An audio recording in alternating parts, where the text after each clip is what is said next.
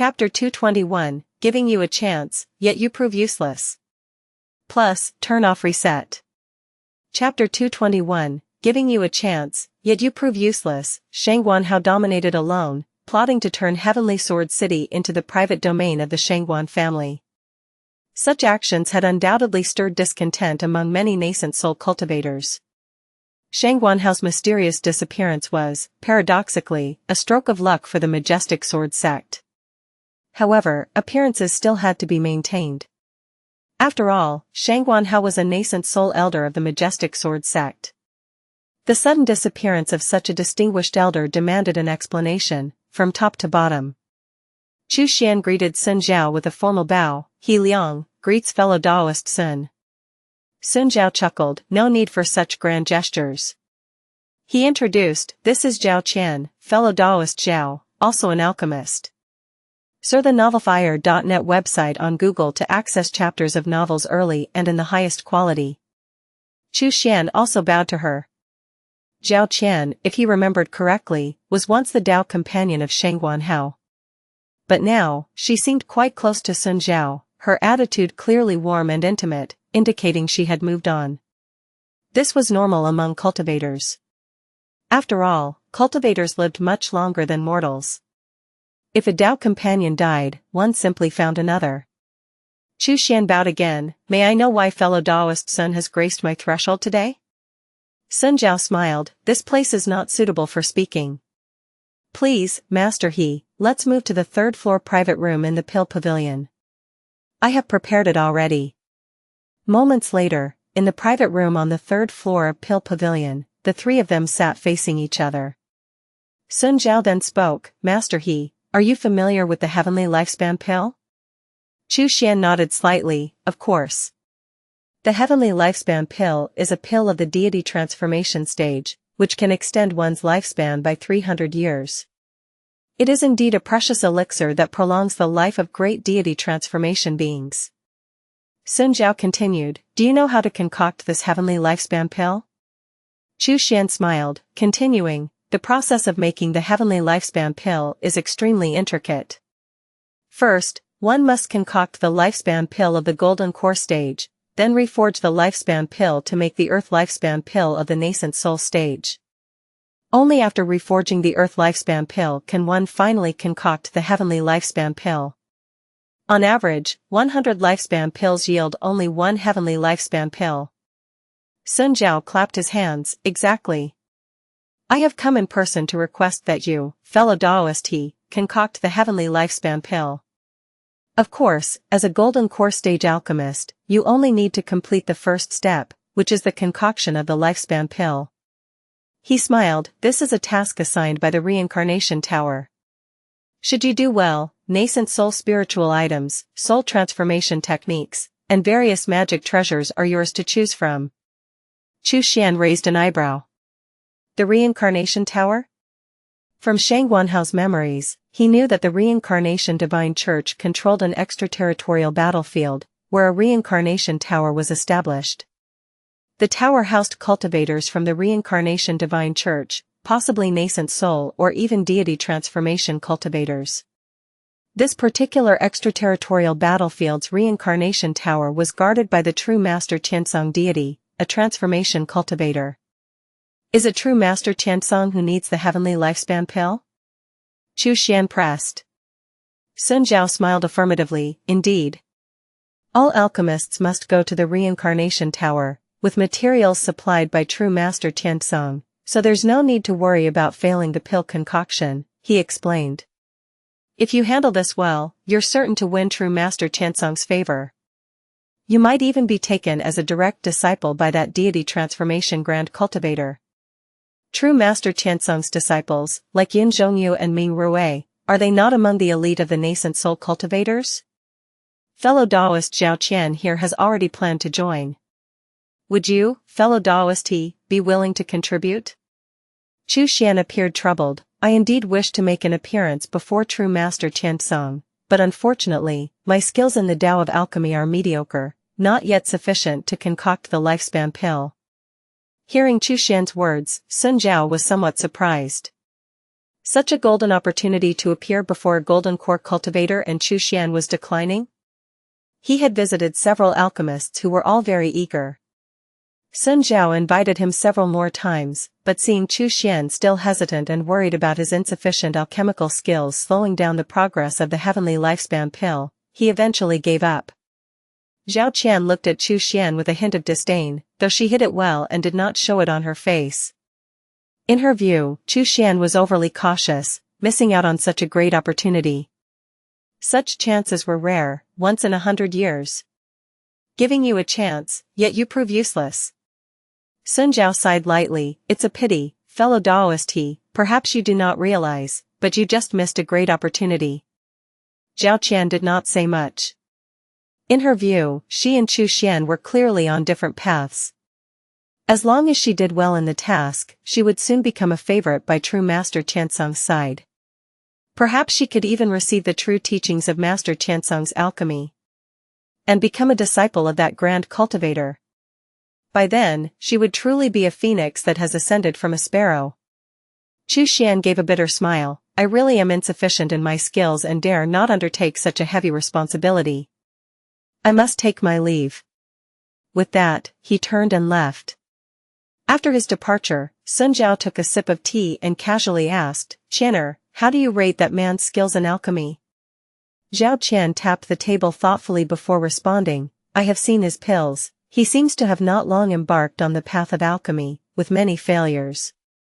His skills are average, but his talent is decent. In at most 20 years, he will surpass those old fellows in Heavenly Sword City in the Tao of Alchemy. Give him 50 years, and he will definitely surpass me. She sneered, but this man is overly cautious, letting such a great opportunity slip by. With such an attitude, how can he achieve greatness? Senior brother Sun, you thought too highly of him. There was no need for you to visit him personally today, we could have just sent someone casually. Sun Zhao sighed lightly, I didn't expect him to be so timid. Well, no matter. We have already gathered 3 alchemists, plus the personal contacts senior brother has drawn in, so we have indeed completed the task.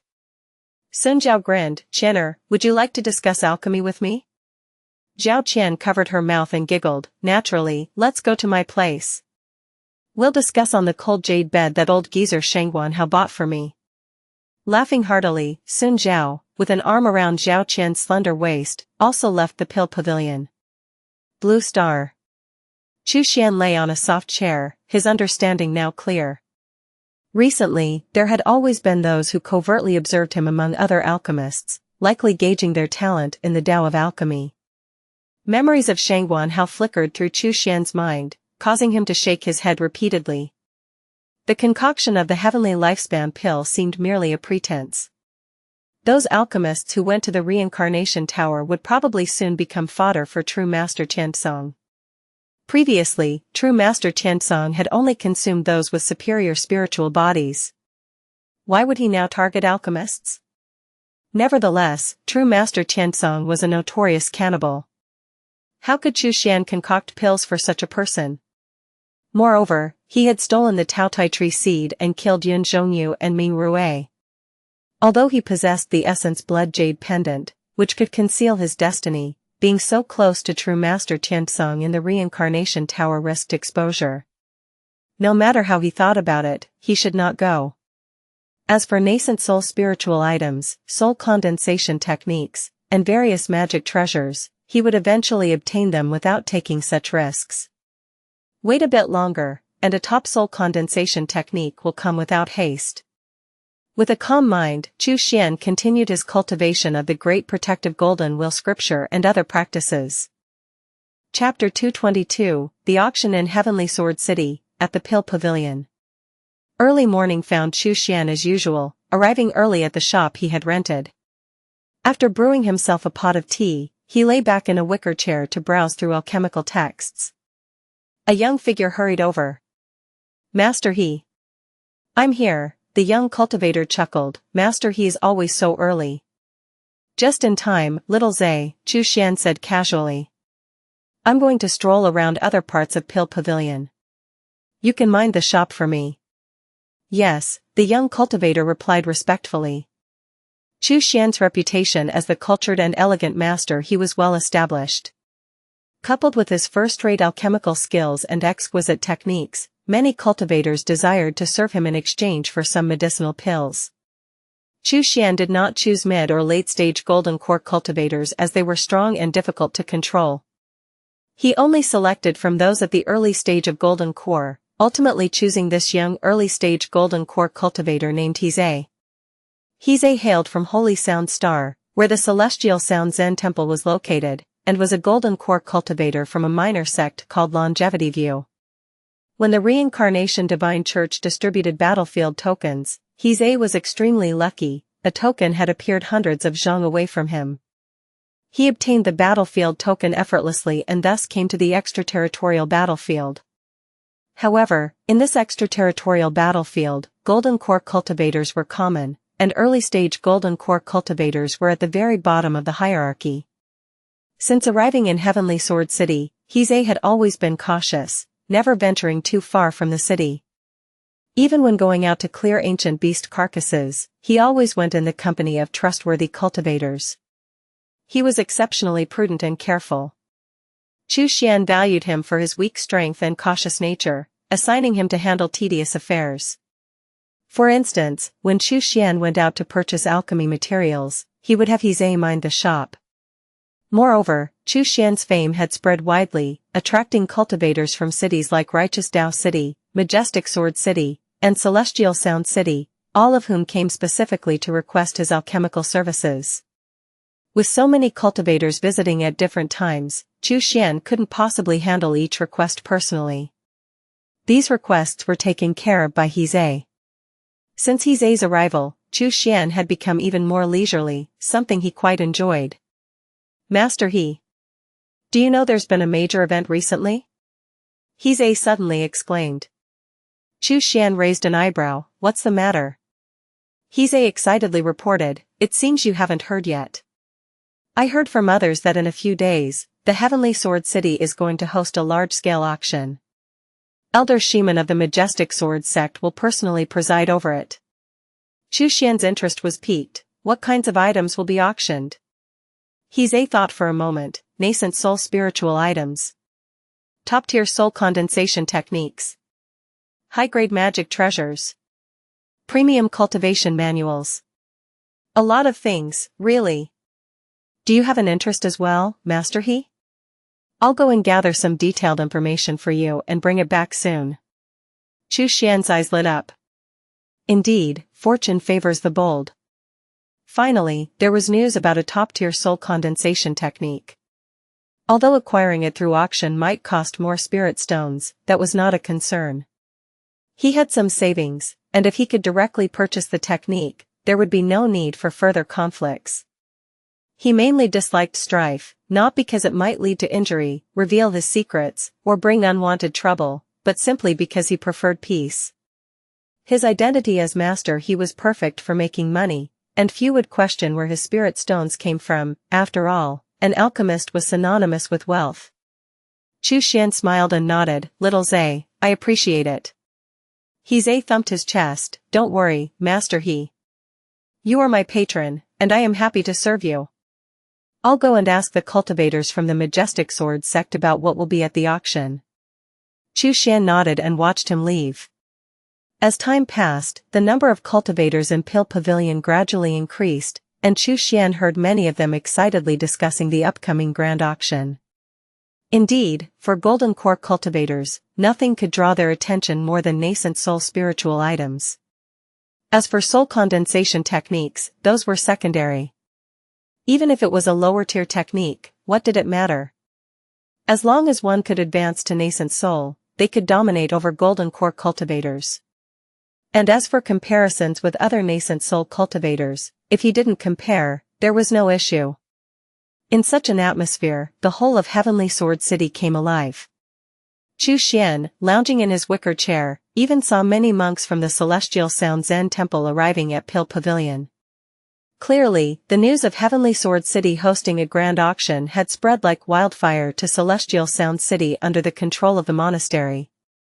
Presumably, before the auction even started, the news would spread across the entire extraterritorial battlefield, drawing a massive gathering of golden core cultivators to Heavenly Sword City. Soon, Ximen returned, his face beaming with joy. Master He. I've got it. Here's the list of auction items I wrote down. He handed over a piece of paper with both hands. Chu Xian took the list from Ximen and quickly scanned it. A hint of joy flickered in his eyes. There were as many as 3 top-tier soul condensation techniques listed for auction. Additionally, there were 6 high-grade techniques, several of which seemed particularly suited to Chu Xian's needs. Chu Xian nodded with a smile, "Thank you for your trouble. I need to save all my spirit stones for the auction. How about this, tell me what pills you need, and I'll concoct some for you." Ximen, thrilled, rubbed his hands together. "I know my talents are modest, and it would be a great fortune to advance to the mid-stage of the golden core in this lifetime. I would be content with that. Could you, Master He, concoct a batch of thick earth pills for me? They are most suited to the cultivation technique I practice." Then he seemed a bit embarrassed. "Don't worry about the materials, I prepared them all. It's just that I'm a bit short on spirit stones and am somewhat embarrassed financially." Chu Xian laughed heartily. "Don't worry about it. I'll waive the fee for concocting this batch of pills for you." Ximen was overjoyed and deeply moved. "Others have said you are cultured, generous, and a truly good person. I, Ximen, am truly fortunate to serve you." He quickly presented the materials for the thick earth pills with both hands. Chu Xian chuckled lightly. "Then I will go back to concocting pills. I'll leave the shop in your hands." "Yes. Please rest assured." Ximen responded with utmost seriousness, treating the rented shop as if it were his lifeblood. Sar the novel_fire. At website on Google to access chapters of novels early and in the highest quality. Thick earth pills were not particularly precious or rare, and Chu Xian, with his alchemical expertise, could easily concoct them. Since Ximen was loyal to him, it was only right to reward him accordingly. 5 nights later, the grand auction was held as scheduled.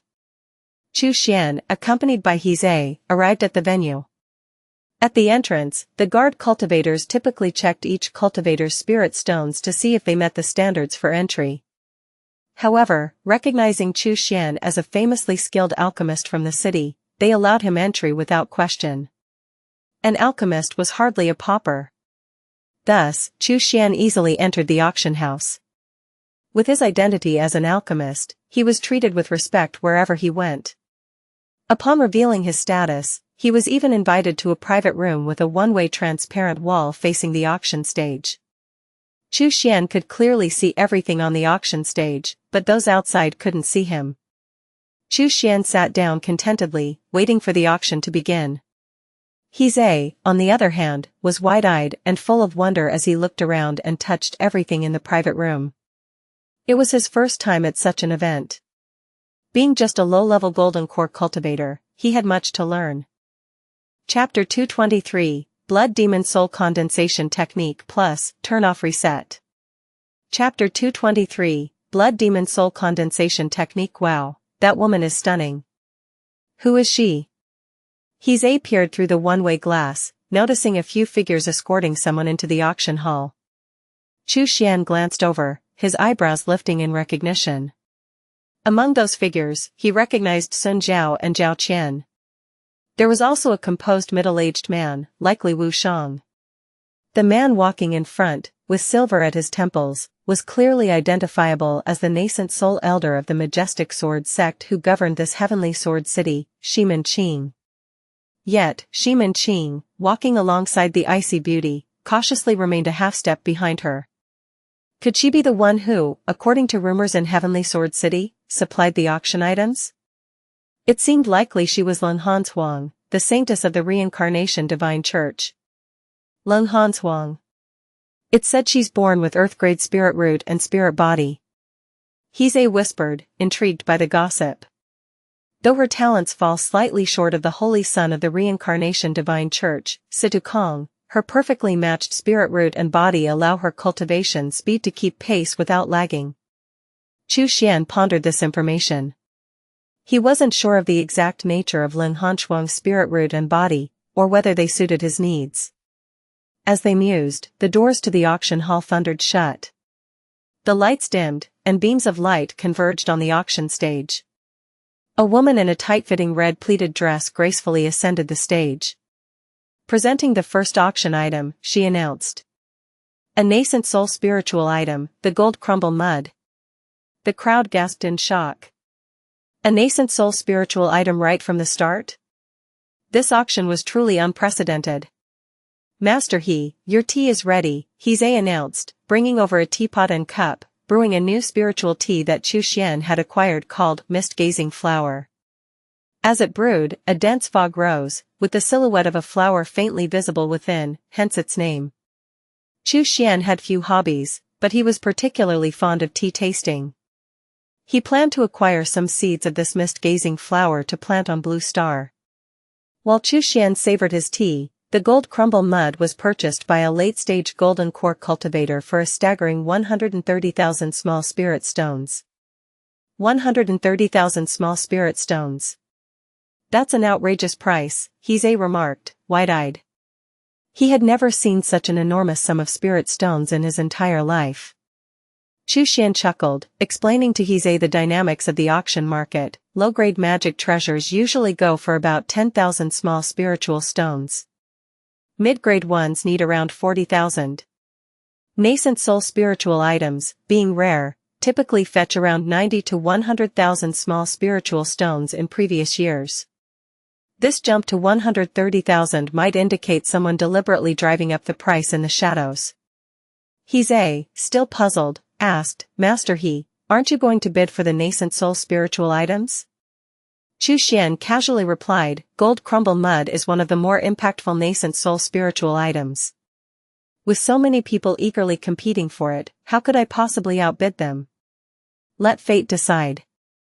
I've already secured a nascent soul spiritual item for my descendants. Now, all I need is a top-tier soul condensation technique to honor the ancestors. He gave a thumbs up, impressed. Master He truly knows gratitude and is looking to repay it. If your ancestors knew of your deeds from beyond, they would surely feel comforted. Chu Xian raised an eyebrow. Comforted? If he recalled correctly, He Liang indeed came from a foundation establishment family lineage, but his ancestor had likely been executed by the righteous sects of Yu country. If anything, his ancestor, if aware, would probably be less than comforted, more likely furious. As the auction proceeded, Chu Xian had He place bids only a couple of times, acquiring a medicinal manual and a poison scripture. They made a tentative bid on a high-grade soul condensation technique but did not engage in further bidding. Hours later, the auctioneer's voice had grown somewhat hoarse, but she remained professional, standing diligently on the auction stage. Ladies and gentlemen, the 42nd item up for auction is a top-tier soul condensation technique. She lifted her hand gracefully, and the red cloth covering the scripture flew off, revealing the manual underneath. The Heavenly River Soul Condensation Technique. Utilizing Millennium Water Essence as a catalyst, it forms a Heavenly River Water Soul, suitable for cultivators with water attribute spirit roots. Those of you with water attributes, don't miss this chance. The technique stirred immediate interest, and many bidders quickly called out their offers. Soon, the Heavenly River Soul Condensation Technique sold for 166,000 small spiritual stones. Chu Xian had He make a bid, though they didn't continue as the price climbed. After a brief pause, the auctioneer sold another top-tier soul condensation technique named Severing Gold Soul Condensation Technique, suitable for metal attribute cultivators, for 158,000 small spiritual stones. Next up, the third top-tier soul condensation technique, the red-clad auctioneer announced. This technique is known as the Blood Demon Soul Condensation Technique. It harnesses fresh blood as a river, irrigating the body to break the core and form the soul. This technique can increase the success rate of forming a nascent soul by 10%. If the advancement fails, there is still an 80% chance to form a false soul. A nascent soul formed by this method is called a blood demon soul. Clearing her throat, the auctioneer continued, once the blood demon soul is formed, combat power surges dramatically. Both spiritual chi and soul strength will see significant increases. making it one of the premier techniques among top-tier soul condensation methods. As she finished, some knowledgeable cultivators in the audience laughed out loud. Search the novelfire.net website on Google to access chapters of novels early and in the highest quality. Why does the fellow Taoist not mention the drawbacks of the blood demon soul? The quickest way to gather large amounts of blood is through the slaughter of mortals, which accumulates heavy karmic debt. The resulting heavenly tribulation one must face when breaking the pill to form the soul is terrifyingly formidable. The auctioneer's smile turned somewhat awkward. Indeed, the blood demon soul is powerful, but it's also akin to courting death. The enhanced heavenly tribulation that follows is not something everyone can survive. If one can survive such a tribulation, why would they need the blood demon soul condensation technique to step onto the path of the nascent soul? I agree, this method harms both heaven and humanity and is more trouble than it's worth. Many cultivators vocally disparaged the blood demon soul condensation technique. The auctioneer's face grew increasingly awkward, but she continued, the starting bid is 80,000 small spiritual stones. Each increment must be no less than 1,000 small spiritual stones. Please, make your bids. She braced herself for the possibility that the item might not sell. However, 85,000, 88,000, 96,000, and nobody better competes with me. If someone's going to do something this morally reprehensible, let it be me. 100,000. I'll take it. Don't anyone dare outbid me. The auctioneer was left speechless. Weren't they just calling it ethically abhorrent? Weren't they just saying it was utterly useless? Why were they now outbidding each other so eagerly? Ximen was also shocked. Why is this happening? Xianxia simply chuckled. Advancing from golden core to nascent soul is successful for only 1 or 2 out of 10 cultivators. Regardless of the method used, forming a nascent soul always invites a heavenly tribulation. The only difference lies in its severity. With such odds, why not choose a technique that not only increases the chances of success by 10% but also offers an 80% chance of forming a false soul if one fails? Chapter 224. The Holy Maiden's Invitation. Ximen had an epiphany. I understand now. Those cultivators were disparaging the method as damaging to heaven and humanity, claiming it was more trouble than it's worth, but actually they wanted to buy it themselves. Xianxia chuckled, little Zay, place a bid, add 20,000. Ximen was startled, Master you want this technique too? Xianxia nodded. Understanding his intent, Ximen immediately called out the new bid, 120,000 small spiritual stones. The bid of 120,000 small spiritual stones fell like a hammer, silencing the room. The significant increase of 20,000 was clearly intended to deter other bidders and secure the blood demon soul condensation technique straight away. Many cultivators, lacking substantial resources, began to back down. After a moment of silence, another bid came. 130,000 small spiritual stones, followed by 133,000. The bids became sparse but were resolute. Once the price crossed 100,000, it was no longer within the reach of ordinary golden core cultivators. Thanks to the gifts from nascent soul cultivators like Yin Zhongyu and Shangguan Hao, Xianxia still had a tidy sum in his wallet. Fortunately, during this bidding, he did not encounter any malicious price inflators. Finally, Xianxia secured the technique for 150,000 small spiritual stones. Search the novelfire.nt website on Google to access chapters of novels early and in the highest quality. Let's go, we've got everything we came for, he said, gesturing for Ximen to follow as they headed to the auctions backstage. After paying the spirit stones, they successfully acquired the blood demon soul condensation technique. Stepping out of the auction house's backstage, Xianxia felt a breath of fresh air. The breeze was gentle and soothing. Now all he needed to do was return to Blue Star, calm his mind, maintain a good mental state, and he could begin his push toward the nascent soul path. Unknowingly, I'm about to advance from a minor chi refining cultivator to a great nascent soul cultivator, Xianxia mused with a smile, ready to leave the auction house. Just then, from the corner of his eye, he caught sight of several figures approaching. He subtly furrowed his brows and quickened his pace. Despite his intent to keep a distance, a voice rang out from behind. Master He? Did you purchase the blood demon soul condensation technique? This kind of demonic, unorthodox method, you plan to practice it? Do you not realize that for us alchemists, the blood demon soul condensation technique is nothing but a vile practice? Chu Xian sighed softly and turned around. It was indeed Zhao Qian, her brows furrowed in a look of profound disappointment. He wasn't sure why she showed such an expression. Chu Xian bowed politely, fellow Daoist Zhao, a pleasure to see you. Did you need something from me? Zhao Qian frowned, didn't you understand my words? That blood demon soul condensation technique is harmful to both heaven and humanity and destructive to oneself. An alchemist needs a rational mind.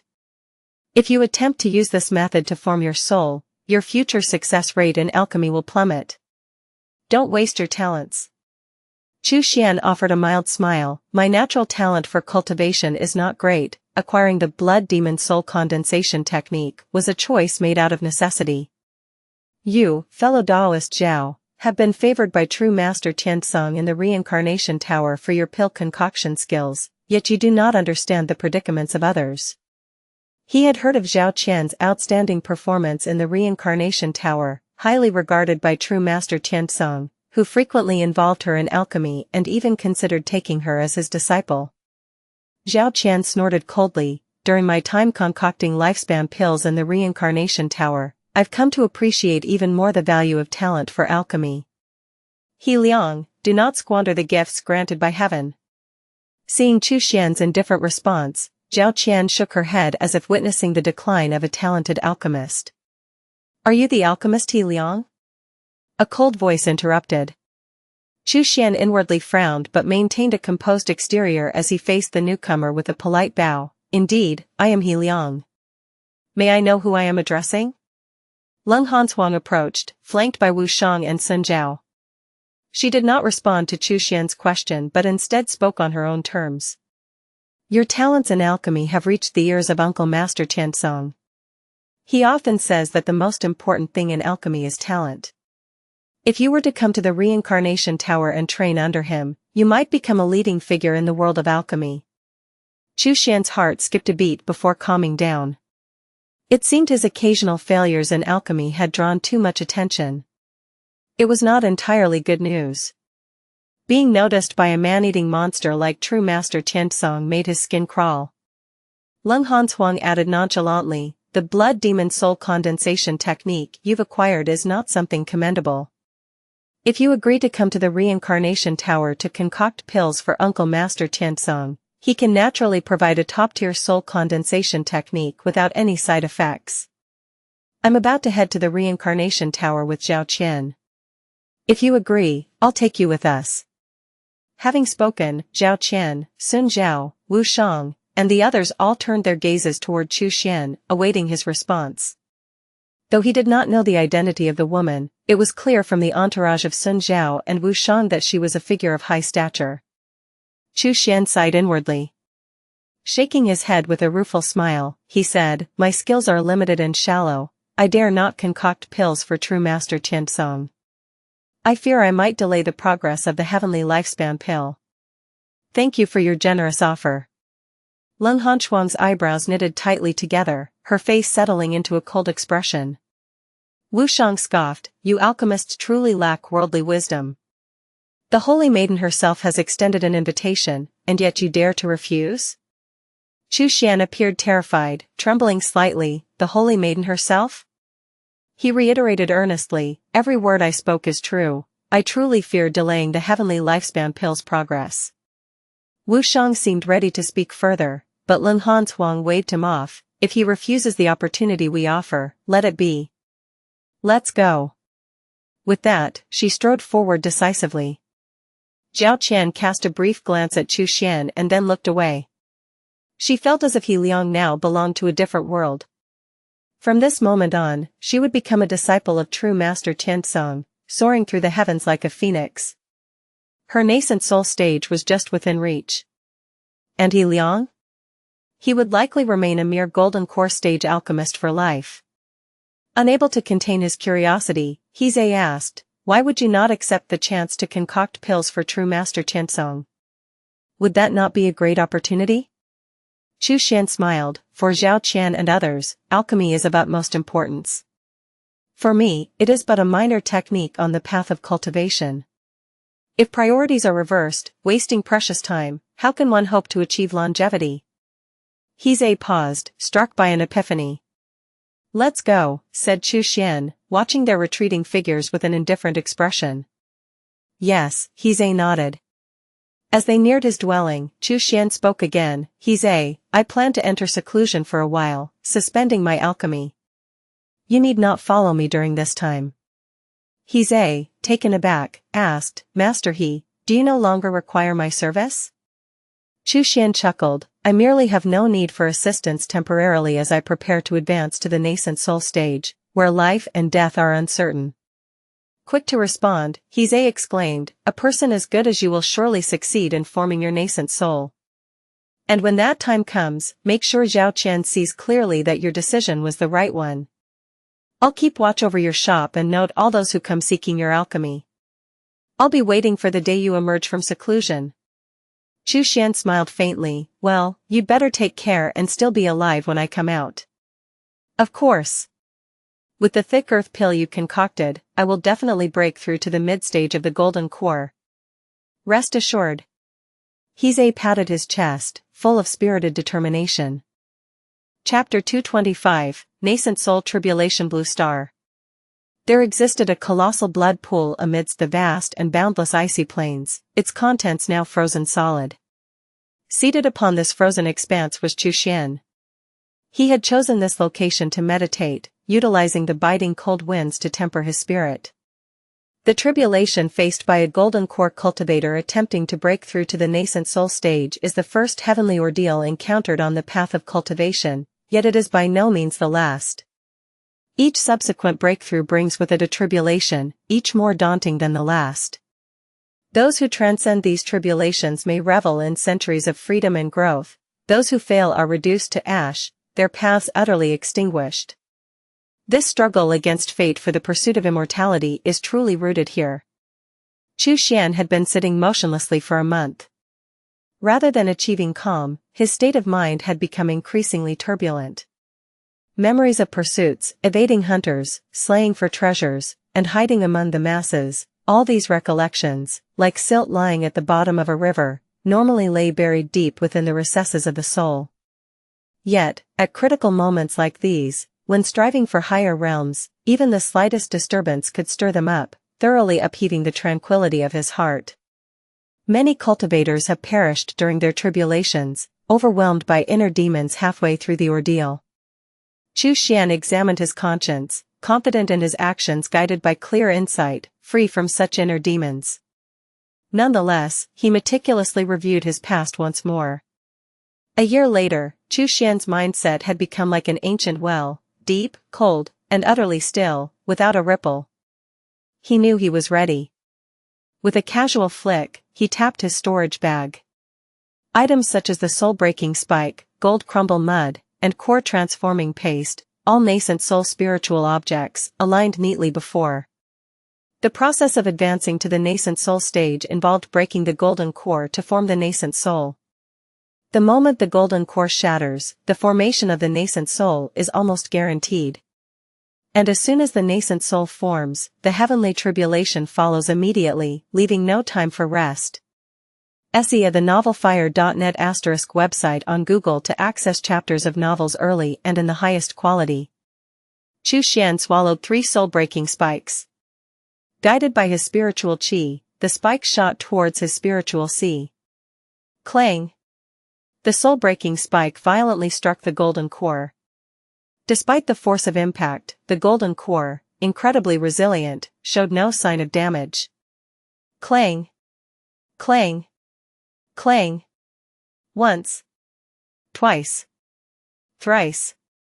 3 years later, the first soul-breaking spike was exhausted, and only then did the surface of the golden core begin to show a hairline crack. Chu Xian immediately employed the second spike, simultaneously releasing blood-refining corpse fire to melt the ice surface. the blood pool quickly boiled.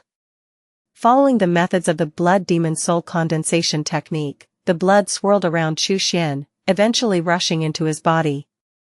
This blood served as a catalyst, speeding the fragmentation of the golden core. Should advancement fail, the blood would also help reassemble the golden core fragments into a false soul. Chu Xian continued to activate the soul-breaking spikes. Once they were spent, he used the gold crumble mud and core transforming paste.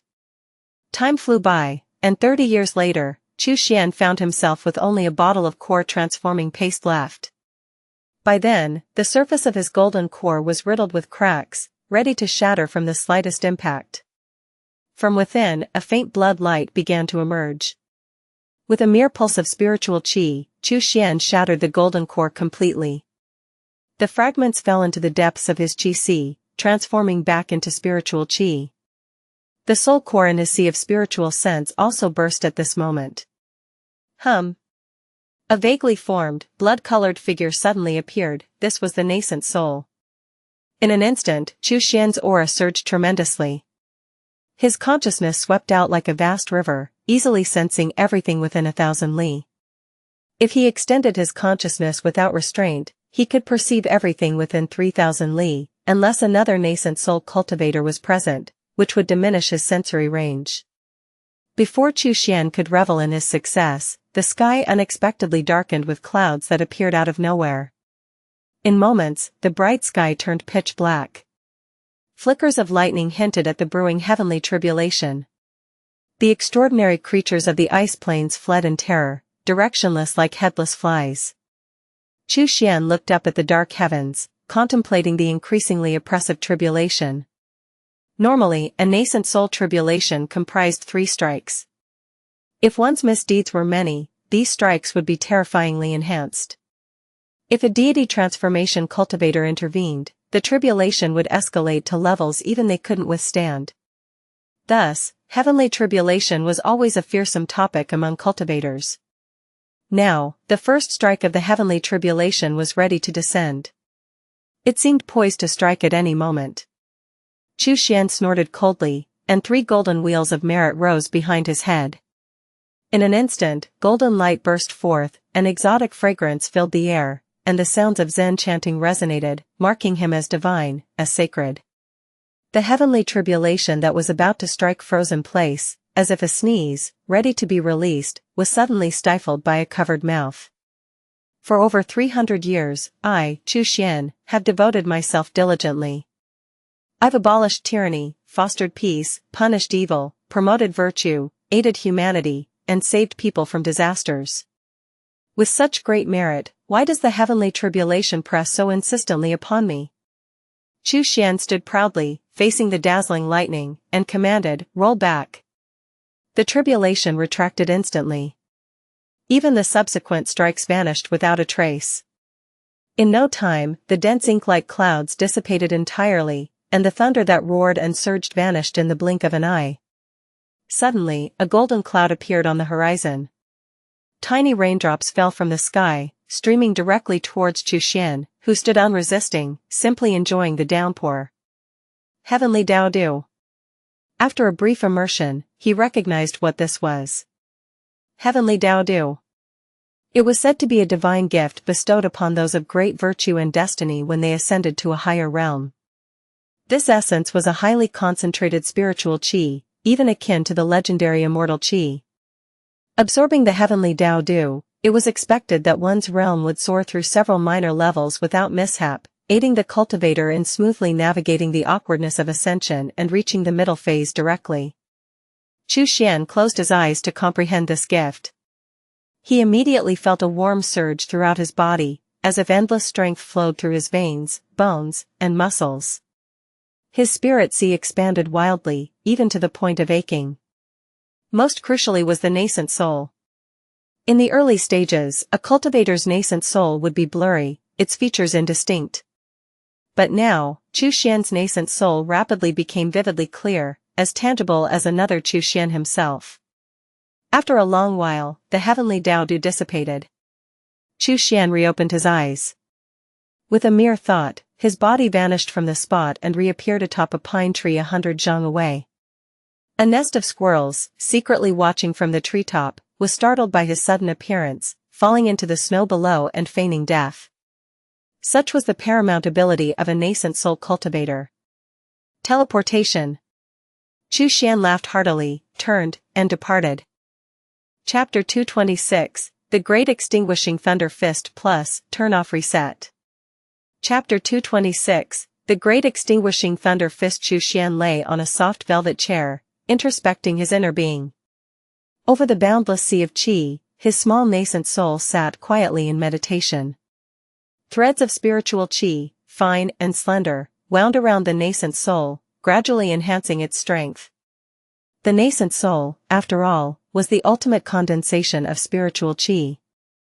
At the moment of breaking the core to form the soul, the nascent soul, the soul had moved from the sea of consciousness into the nascent soul. This transition provided the soul with a more robust safeguard. From then on, the nascent soul became Chu Xian's second life. Should his physical body perish, he could escape by releasing his nascent soul. As long as he found another body, he could rise anew. Currently, I lack a cultivation technique suitable for the nascent soul stage. Although my nascent soul is considerably strong, aside from teleportation, it hardly possesses any other abilities. For now, I might as well continue to cultivate my physical body. After all, having reached the nascent soul stage, I've gained an additional 500 years of life, there's no need to rush. Chu Xian quietly formulated his plan. Upon returning to Heavenly Sword City, he would seek an opportunity to acquire a nascent soul stage cultivation technique, thereby elevating his strength. Otherwise, he would remain as he was now, possessing great strength but lacking the skills to properly wield it. It is said that brute force can break any spell, but only if the force reaches a truly terrifying level. Among cultivators of the same realm, unless one is a prodigy among the common, the notion of brute force breaking all spells rarely holds. Without powerful spells, how could one compete against others? Immortal, Wang Zhenxu greets you. The Enlightenment Institute has made significant advancements. A slightly familiar voice came from the transmission jade hanging on the wall. Chu Xian raised an eyebrow and promptly cleared the mist, allowing Wang Zhenxu to enter. Soon, Wang Zhenxu was kneeling before him. The chief of the Black Blade Council, now with a head full of white hair, seemed spirited despite his age. His body was still robust, likely to last another 50 or 60 years. Indeed, psionic cultivation had a much more profound effect on the physical body than spiritual qi. Wang Zhenxu sneaked a glance at Chu Xian, marveling inwardly. Decades had passed, many things had changed, but the immortal before him remained the same as ever. Speak, what advancements has the Enlightenment Institute achieved? Chu Xian asked casually. With great respect, Wang Zhenxu presented a stack of bound papers. Immortal, this is a body cultivation technique researched by Lu Meng. He believes it might be of use to you. Chu Xian took the papers and browsed through them, genuinely surprised. Although the technique seemed fantastical, a closer examination revealed its grounding in reality. This method seemed to combine the martial arts of this world. Now Chu Xian was at the 31st level of body refinement, possessing boundless and formidable strength. However, he still lacked the martial techniques to fully utilize this power. While body cultivation methods were somewhat accessible, martial techniques for advanced body cultivators had long been lost to the sands of time. Most techniques available in the market were only suitable for cultivators between the 1st and 10th levels of body refinement. Techniques for levels 11 to 20 were exceedingly rare. Previously, when facing enemies, he had relied solely on his immense physical strength, striking with simple and unadorned force, a true testament to the saying that brute strength can work miracles. Now, with this new martial technique, he had acquired another method to defend himself. Does this technique have a name? Chu Xian asked with a smile. Wang Zhenxu replied respectfully, Lu Meng believes that the honor of naming it should be yours, Immortal. Chu Xian nodded, smiling, this fist technique is as swift as lightning and possesses boundless strength, let's call it the Great Extinguishing Thunder Fist. Wang Zhenxu praised, worthy of an immortal, such a powerful name. After a moment of thought, Chu Xian added, within the Enlightenment Institute, we should establish divisions such as the Body Cultivation Institute and the Qi Cultivation Institute to focus specifically on researching body cultivation methods and Qi cultivation methods respectively. Search * the novelfire.net website on Google to access chapters of novels early and in the highest quality. The Body Cultivation Institute could be further divided into a section for cultivation methods and another for martial techniques. Similarly, the Qi Cultivation Institute could be divided into a section for cultivation techniques and another for spells. Such categorization will ensure everyone can utilize their skills to the fullest. Lu Meng has made significant contributions this time. According to the Enlightenment Institute's reward system, he should be commended. Tell him to continue his research, as more rewards will come. Chu Xian produced a large blood pearl and handed it to Wang Zhenxiu. Wang Zhenxiu nodded vigorously, yes, I will convey your message, immortal. Chu Xian nodded and waved his hand, dismissing him. As Wang Zhenxiu left, Chu Xian mused, this great extinguishing thunder fist is indeed worth practicing. While the Qi cultivation research at the Enlightenment Institute has not been very fruitful, the results in body cultivation are quite impressive. It was understandable. After all, Blue Star's spiritual qi was incredibly sparse. Psionic energy was most suited for body cultivation. It was a remarkable achievement for the Enlightenment Institute to develop martial techniques that far exceeded their own levels in such conditions. Chu Xian considered that, had Lu Meng been on Mystic Azure Star during the Golden Age when powerful elixirs were plentiful, he might have been considered a top-tier prodigy, potentially creating numerous body cultivation methods that could be passed down through generations. In the blink of an eye, another 5 years had passed. Chu Xian spent each day refining the great extinguishing thunder fist. His lungs worked like furnaces, his heart like an engine. With each inhalation, his chest would rise sharply, each exhalation could scorch vegetation with its heat. Now, his body was muscled and his strength surged. His mastery of the fist technique was near perfection. While not yet at the ultimate level, he had certainly reached a state of great refinement. Is Hu about to break through? Chu Xian sensed some unusual activity within the corpse tower, and joyfully, he immediately released Hu. He observed Hu's body, now densely covered in blood cocoons, a clear sign of an impending breakthrough to the Corpse King stage. Evidently, consuming the bodies of 2 nascent soul cultivators, Yun Zhongyu and Shangguan Hao, drastically accelerated Hu's growth. Chu Xian had originally planned to head to the outer domain battlefield. But with Hu's impending advancement, he decided to wait until after the breakthrough before departing. As Hu was about to ascend, Chu Xian suddenly sensed that his 2 life-bound goo insects were also showing signs of advancement. The blood steel wire and the blood bee queen had both formed cocoons, evidently influenced by his own ascension to the nascent soul stage. Such was the power of life-bound entities. A year later, the blood cocoon around Hu shattered successfully. A towering figure over 6 meters tall burst forth from the cocoon, emitting an exhilarating roar towards the heavens. The sound was earth-shaking, audible even to the superhumans in surrounding cities. However, for the superhumans at the Black Blade East Lake headquarters, such phenomena had become quite common. They knew the sound came from the residence of the immortal, presumably just his beloved little pet. What was there to fear? Master. Hu shrank his body and quickly transformed into a 2-meter-tall man. He dashed to Chu Xian and knelt respectfully. Chu Xian nodded in approval, very good, very good. Take care of Long and Bao, and see that they too advance to the Corpse King realm soon. Yes. Hu responded respectfully.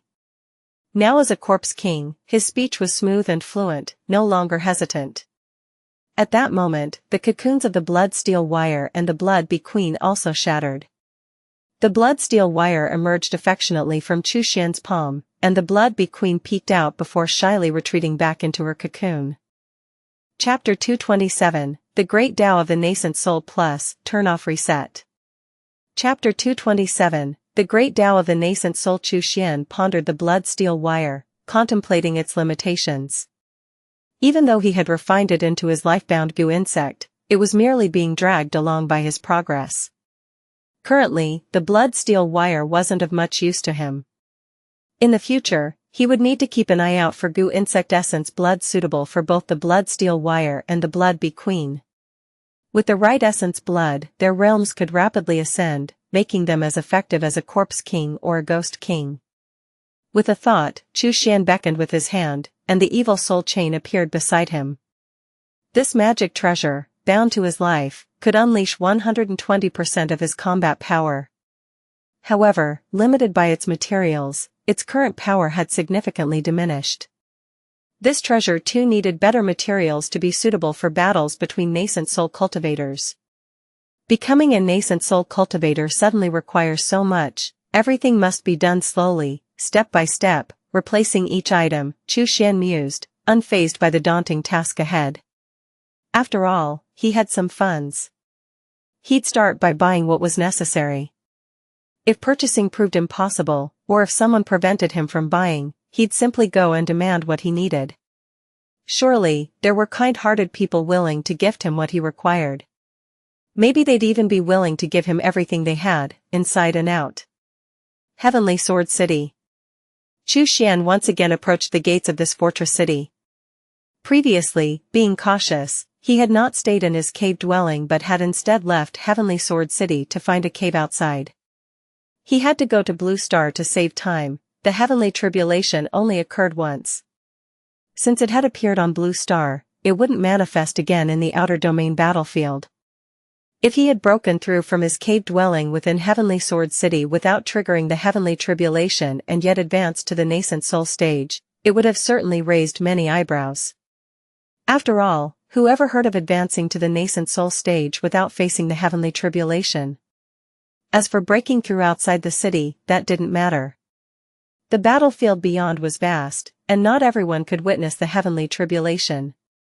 Halt, who goes there?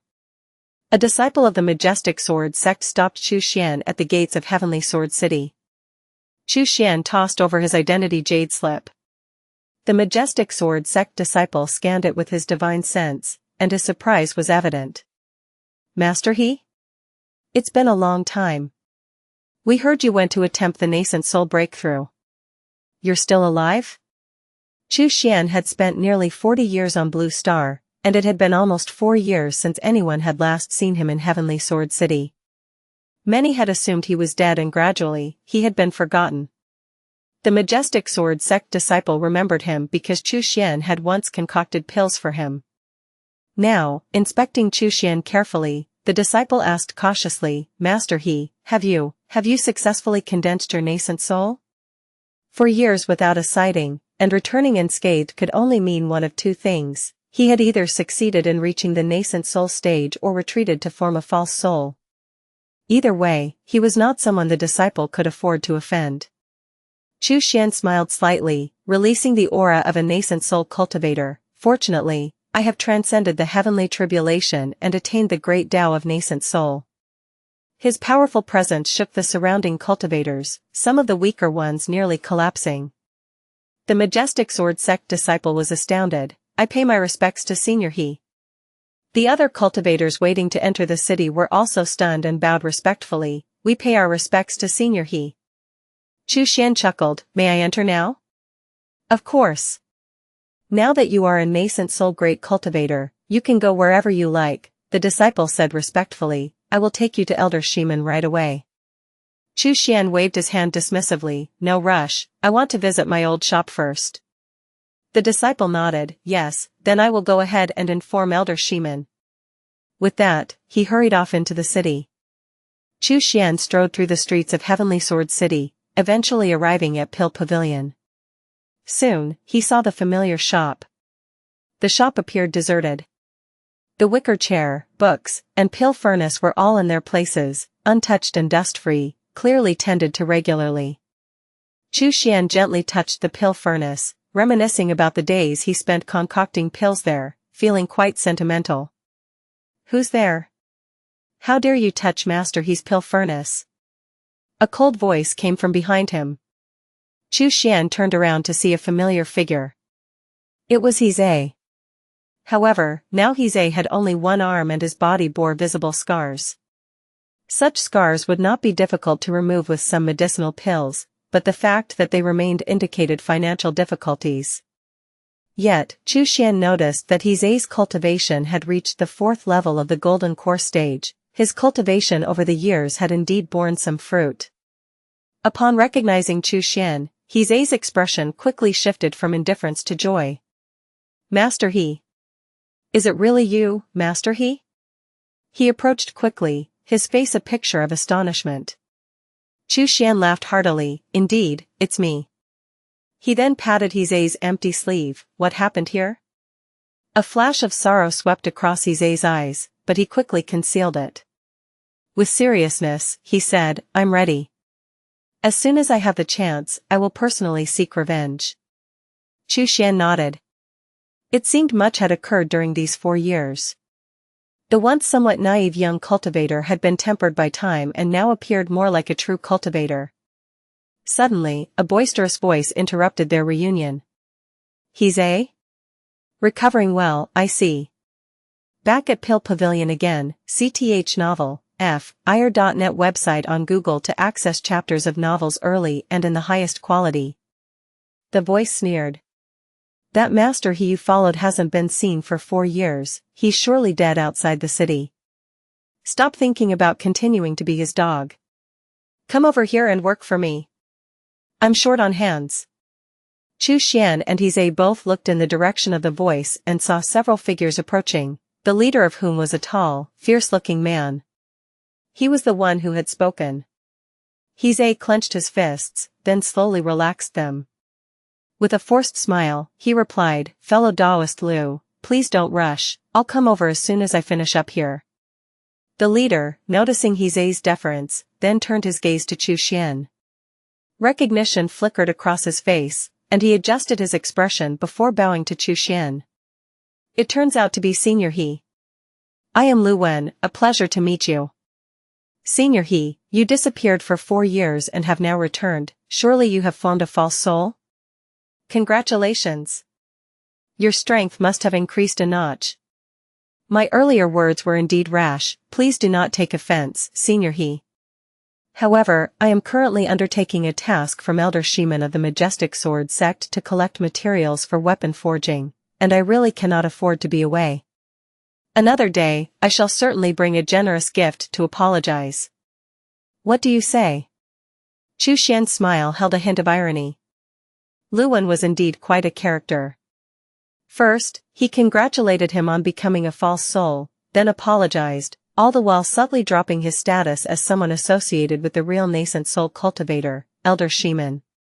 If Chu Xian were really just a false soul, Lu Wen's few words might have left him speechless. Unfortunately for Lu Wen, he had miscalculated. Chu Xian was not a false soul, he was a genuine nascent soul cultivator. His clenched his teeth, aware that the present situation stemmed from him. He couldn't let Master He get into trouble with Lu Wen because of him. Just as his was about to speak, a booming laugh suddenly echoed from the entrance of the Pill Pavilion. A powerful nascent soul aura swept through the area.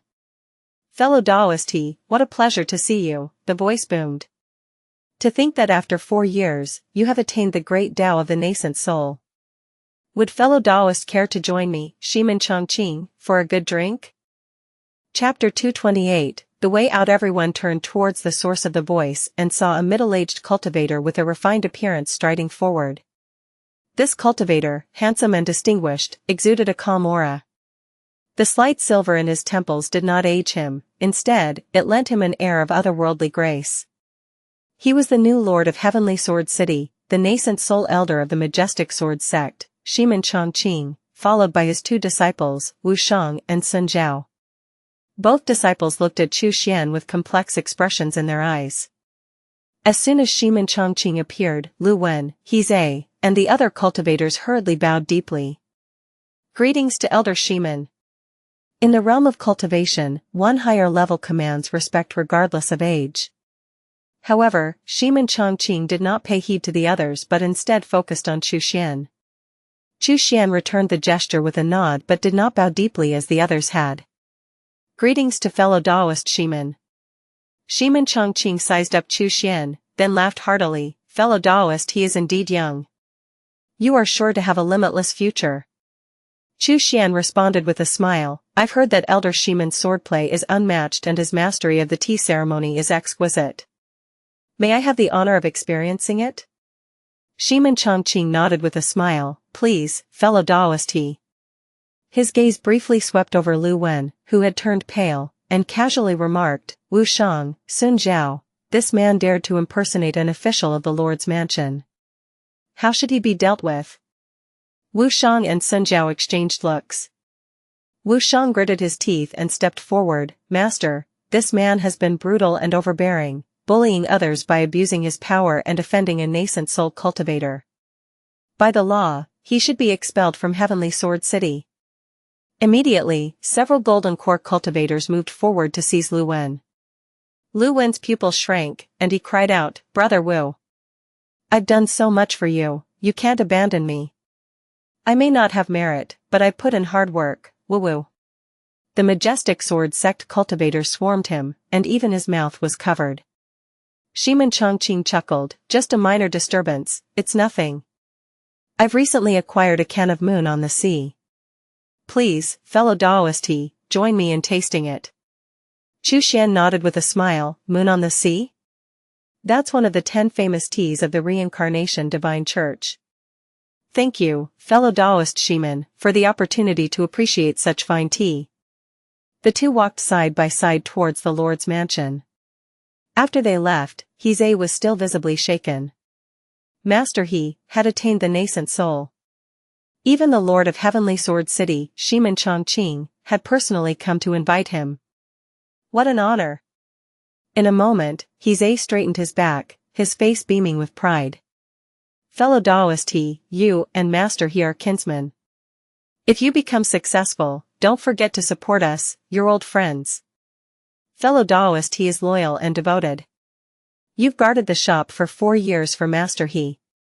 Your future is bound to soar. Here is a mid-grade magic treasure, fellow Taoist He. If you don't mind, please accept it.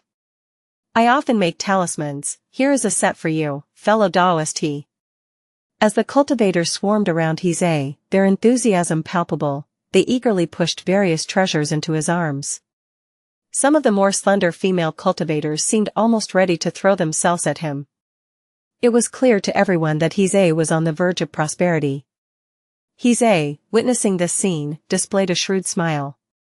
He accepted the gifts one by one, fully aware of the shift in their attitudes. These people, who once looked down upon him, were now fawning over him, all because of Master He's return as a nascent soul cultivator. Indeed, in this life, if one can cling to a thick and powerful leg, it is indeed a stroke of great fortune. He suddenly realized. In the Lord's mansion, in the back garden, Chu Xian and Ximen Changqing sat opposite each other, quietly savoring their tea. After a long taste, Chu Xian expressed his admiration. The moon on the sea truly deserves its reputation as one of the top 10 teas. It even surpasses the flavors of the Kumao Feng, fragrant snow, and misty blossom teas from my own cultivation. Ximen Changqing laughed heartily. I know I don't have the potential to reach the deity transformation phase, and I'm not keen on combat. I dislike fighting and killing. I much prefer to enjoy tea. It's fortunate indeed to meet a kindred spirit in you, fellow Taoist, Chu Xian smiled. Indeed, I'm not fond of conflicts either. Today I learned that fellow Taoist Ximen and I are truly alike. Ximen Changqing was delighted. However, what is this Kumao Feng tea you mentioned? I have never heard of it. Chu Xian happened to have some Kumao Feng tea in his storage bag and promptly presented some to Ximen Changqing. This is a spiritual tea from mystic Azure star, emphasizing the transition from bitterness to sweetness. Many do not favor it, but I quite enjoy it.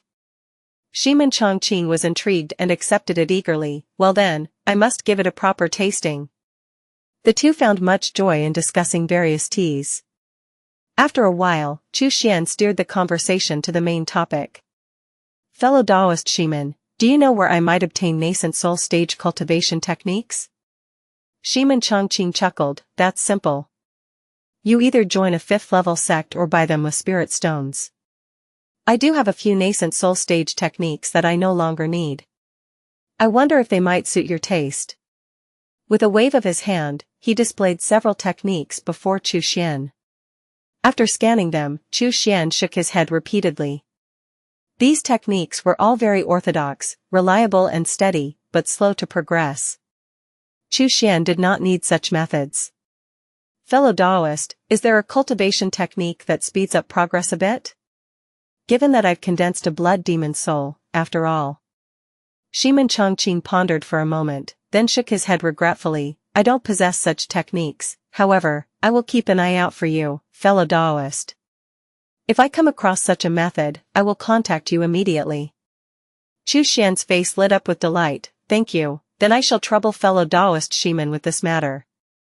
Ximen Changqing smiled, think nothing of it. Helping where one can, and forging good karma is my way in the world. After a moment of reflection, Chu Xian inquired further, fellow Daoist Ximen, do you know how one might leave the extraterritorial battlefield? I've heard there are ways to leave early. The battlefield opened every 500 years. But that was only a large-scale opening. Indeed, there were smaller, interim openings. However, they seemed to require certain conditions. Chu Xian felt that the extraterritorial battlefield was still perilous. Life on Mystic Azure Star was far more comforting. Now that he had achieved Nascent Soul, if there was a chance to return to Mystic Azure Star, it seemed wise to take it. Ximen Changqing laughed heartily, fellow Daoist wishes to return home in glory? SEA the Nelfer.net website on Google to access chapters of novels early and in the highest quality. Indeed. What good are wealth and honor if one cannot return home to display them, like brocade robes worn unseen at night? Ximen Changqing sipped his tea, then continued, there are indeed several ways to leave early. One is by collecting contributions from clearing ancient beast carcasses, tenfold the required amount, which grants an early exit. Another is by acquiring rare and extraordinary spiritual items of this world, like the turbid world Blue Lotus, which also allows for an early departure. And if neither of these conditions is met, one can still leave if an urgent missive is issued by a 5th-level sect from their home star. Chapter 229, Ximen Changqing's Invitation. Ximen Changqing turned to Chu Xian. However, isn't fellow Daoist he from Mystic Azure Star? The 5th-level sect on Mystic Azure Star is the Feather Transformation Heaven Palace, and the upper sect have been quite dissatisfied with them recently. He added. Chu Xian nodded slightly. While Ximen Changqing did not make his point explicitly clear, Chu Xian could discern the implications. An urgent missive issued by the Feather Transformation Heaven Palace might not be acknowledged by the Reincarnation Divine Sect.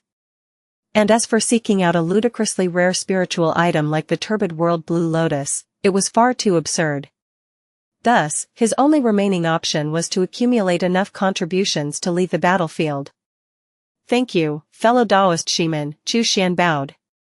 Ximen Changqing smiled, I hear fellow Daoist he is from the Heavenly Seal sect, merely a 4th-level sect. Would fellow Daoist he consider joining the Majestic Sword sect, he offered. Chu Xian gave a wry smile. A direct refusal might offend Ximen Changqing. Yet, he genuinely had no interest in aligning with any factions. After a pause, he shook his head, I'm truly sorry, I have no intentions of joining any side at the moment. Ximen Changqing was not upset but simply nodded with a smile, no matter, it's merely routine recruitment on behalf of my sect. If fellow Daoist he is not interested, then let it be. The monthly salary the sect gives me isn't enough to make me hold a grudge over such matters. Chu Xian was taken aback. sarthenovelier.net website on Google to access chapters of novels early and in the highest quality. The two exchanged glances and burst into hearty laughter. At the main gate of the city lord's mansion. Fellow Daoist I have arranged for you a 4th-tier cave dwelling rich in spiritual qi, ready for you whenever you wish to move in, Ximen Changqing smiled. But, as usual, I must mention. He cleared his throat, the grand gates of the Majestic Sword sect are always open to you.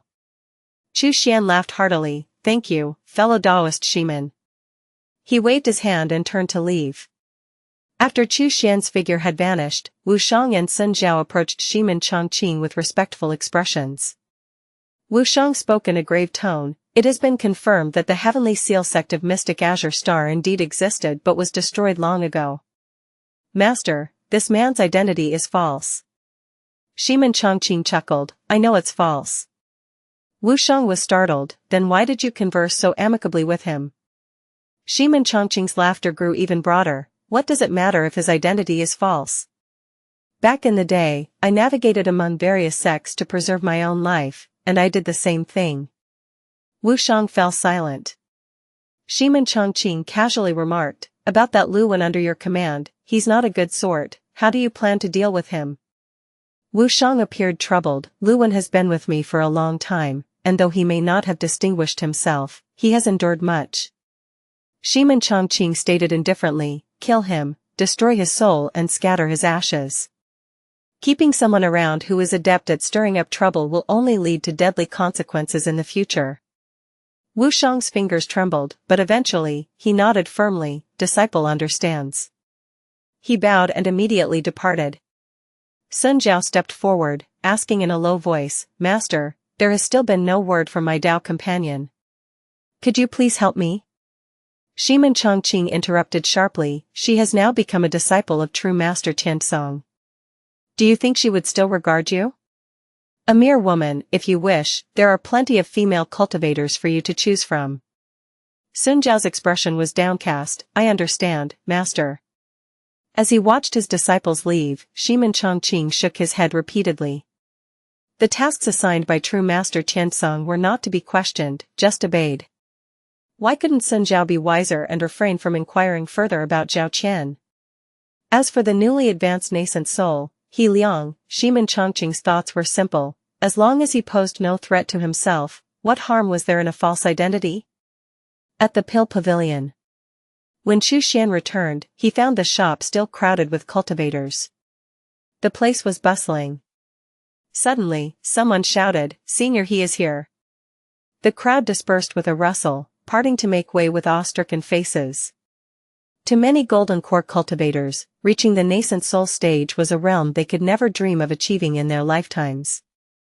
Thus, they held Chu Xian in high esteem, respecting this senior who dared to risk his life to break through to the nascent soul stage. Chu Xian waved his hand, disperse, everyone. The cultivators then left. He, his face glowing, approached Chu Xian, Senior he. Chu Xian smiled slightly, continue to stay by my side in the future. Yes. He responded respectfully, after Master went to the city lord's mansion, many cultivators brought me gifts. I've kept track of all of them, right here.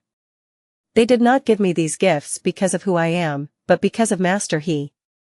I cannot accept these things. Chu Xian laughed heartily, I don't care for these items, they are yours now.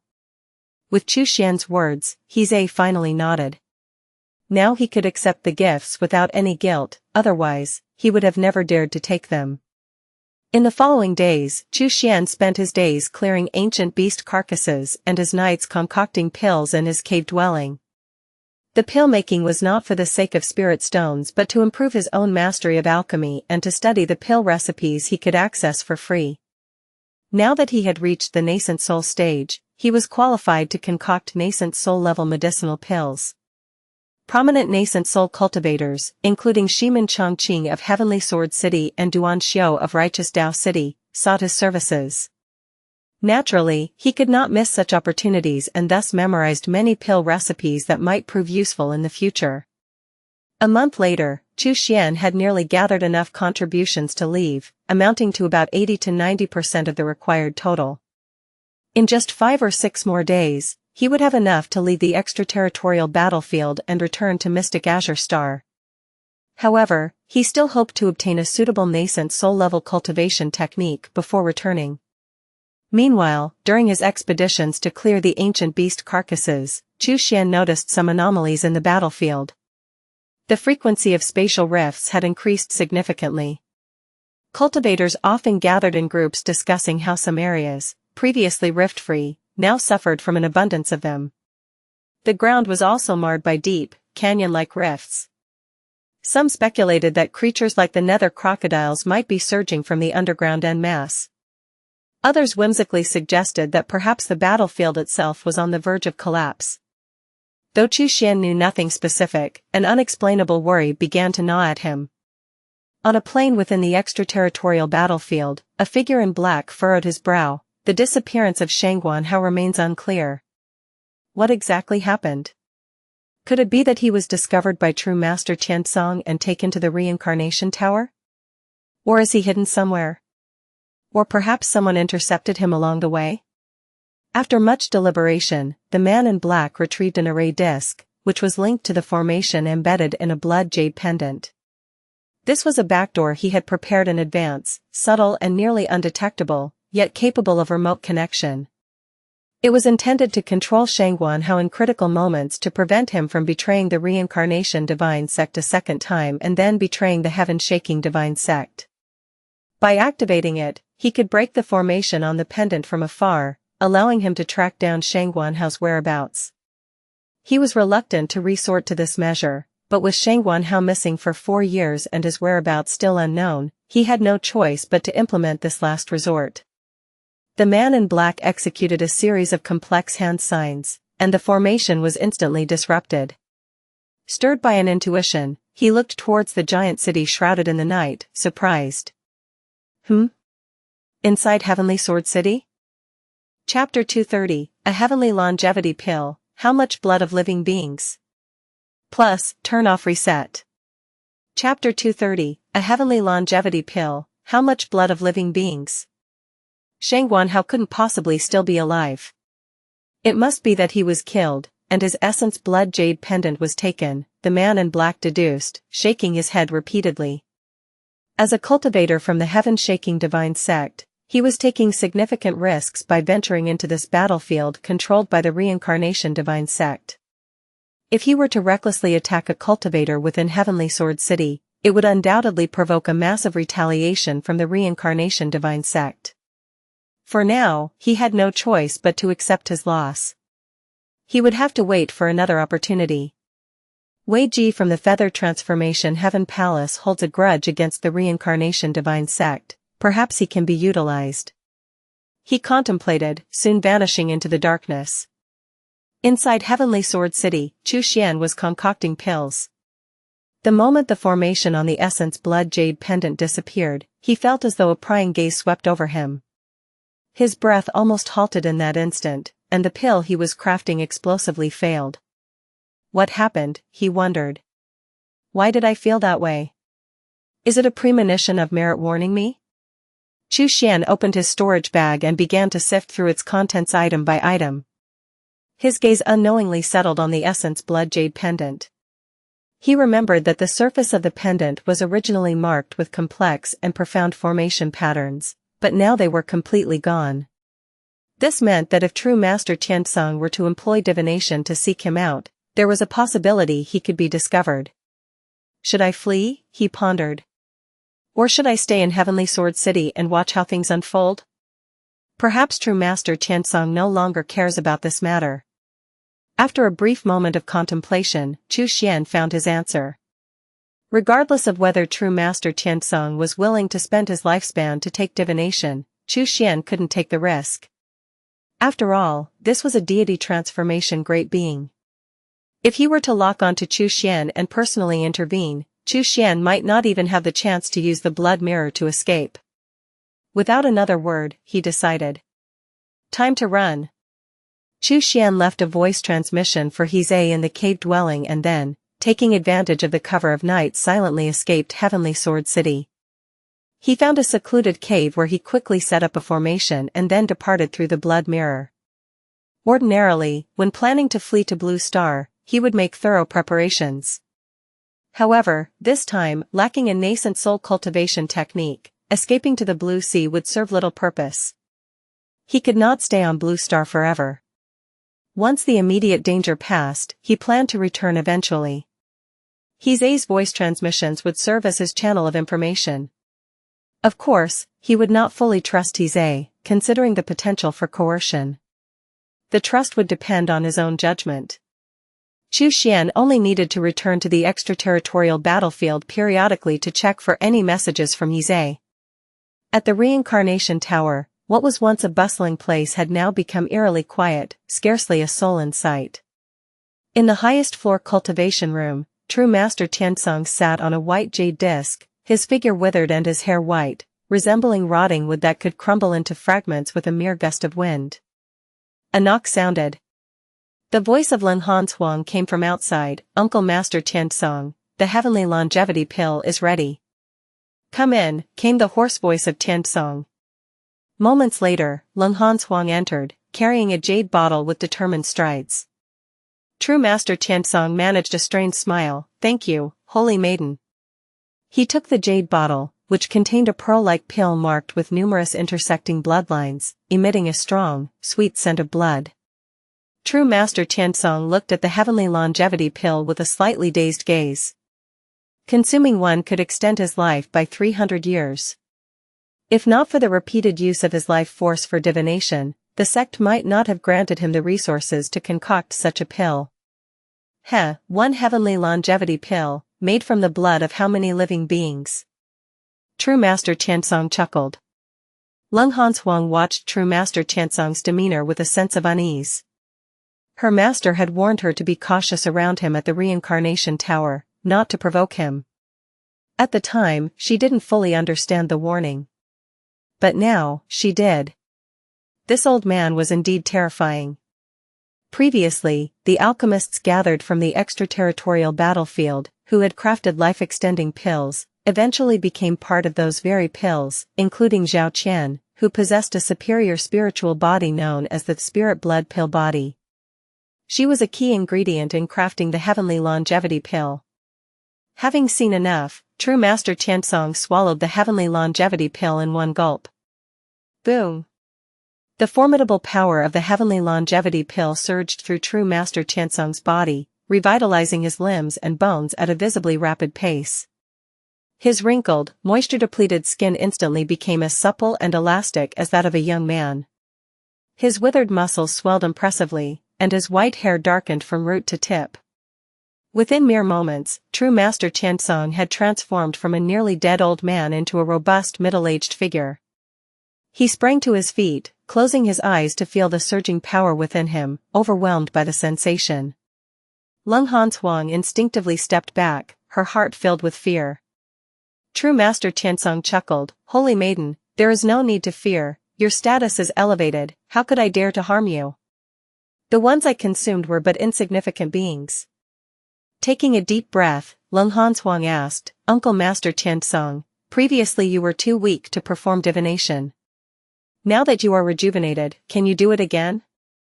We have sealed this extraterritorial battlefield for nearly 5 years without a trace of the Taotai tree seed, and the ancestor is furious. You must know the importance of the Taotai tree seed, it cannot be lost. Moreover, this battlefield will collapse in a month at most. If that happens, it might be impossible to find it." Xianxia the novel_fire. At website on Google to access chapters of novels early and in the highest quality. True Master Changqing laughed softly. "I understand, I'll perform it now." He scoffed internally. The astral projection ancestor also had divination techniques but chose to let others use theirs instead, obviously to avoid shortening his own lifespan.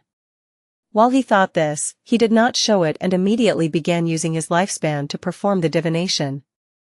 Almost instantly, his newly darkened hair showed several white strands again, and wrinkles formed at the corners of his eyes and mouth, adding a hint of age.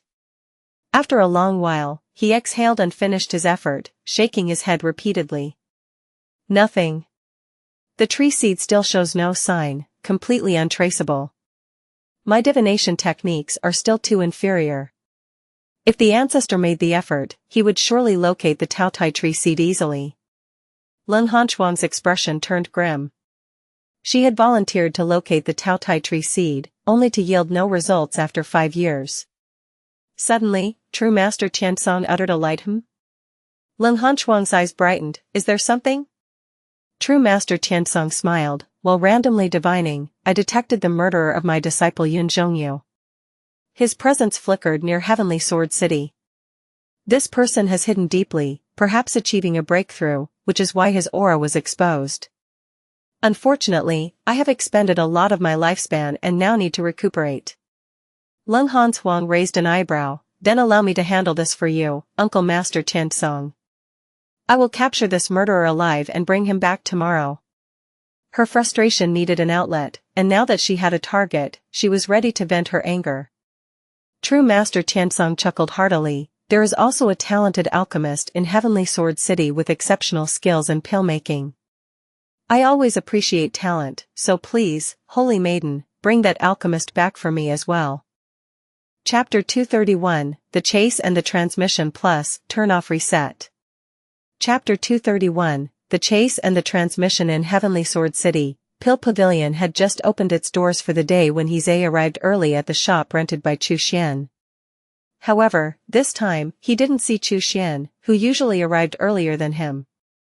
That's strange, Senior, he is always here before me, why isn't he here today? Heze found this unusual but didn't dwell on it too much. Instead, he busied himself with cleaning the shop, receiving respectful nods from the cultivators passing by. Everyone knew that Heze was now under the wing of a nascent soul powerhouse, a true case of a sparrow transforming into a phoenix.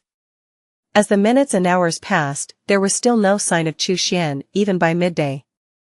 Puzzled, Heze hurried to Chu Xian's cave dwelling and sent a voice transmission talisman inside. Almost immediately, another voice transmission talisman flew out and landed in his palm. Heze listened to the message, out hunting ancient beasts, won't return to the city for now, don't worry. If there are any changes in the city, use the voice transmission jade to inform me. Scratching his head, Heze turned and left, a bit confused. The following afternoon, a large contingent of reincarnation divine sect cultivators mobilized, and Heavenly Sword City was suddenly sealed off without any warning. The cultivators inside the city were panic-stricken, unsure of what was happening. Search the novelfire.net website on Google to access chapters of novels early and in the highest quality. Even though cultivators from the Majestic Sword sect, including Ximen Changqing, were very cooperative, Leng Hanshuang searched Heavenly Sword City thoroughly for 5 days. She turned it upside down, even to the point where the earthworms sleeping underground might have been uncovered, yet she found nothing significant. This news naturally reached Chu Xian through Heze's transmissions. They really came for me, Chu Xian mused. However, it's not true Master Tiansong who's acting, but one of his disciples. Chu Xian pondered this development. It seemed that if he could just avoid capture during this period, he might be able to return to Heavenly Sword City eventually. At the city lord's mansion, Ximen Changqing cheerfully brewed tea for Leng Hanshuang. Holy Maiden, there is no need to hurry. Senior Tiansong has already said that the person is extremely skilled at hiding and certainly won't be found within just a few days. Heavenly Sword City is now sealed, and everyone entering or leaving must register. It's only a matter of time before this person is caught. Why not enjoy some of my Kumao Feng tea in the meantime, he offered, trying to ease the tension with a touch of hospitality. Leng Hanshuang couldn't help but shake her head. I don't care for tea. Ximen Changqing was not offended, merely smiling. This tea is difficult to cultivate, and it is quite rare. Since the Holy Maiden does not partake, I shall drink it myself. Suddenly, Leng Hanshuang spoke up, I recall there is an alchemist named He Liang in the city. Where is he now? Ximen Changqing chuckled, fellow Daoist, he has been in secluded cultivation for 4 years, achieving the nascent soul realm. Currently, he is hunting ancient beasts outside the city, amassing contributions. I suppose he plans to return home in glory after advancing to a higher realm, a common practice among cultivators.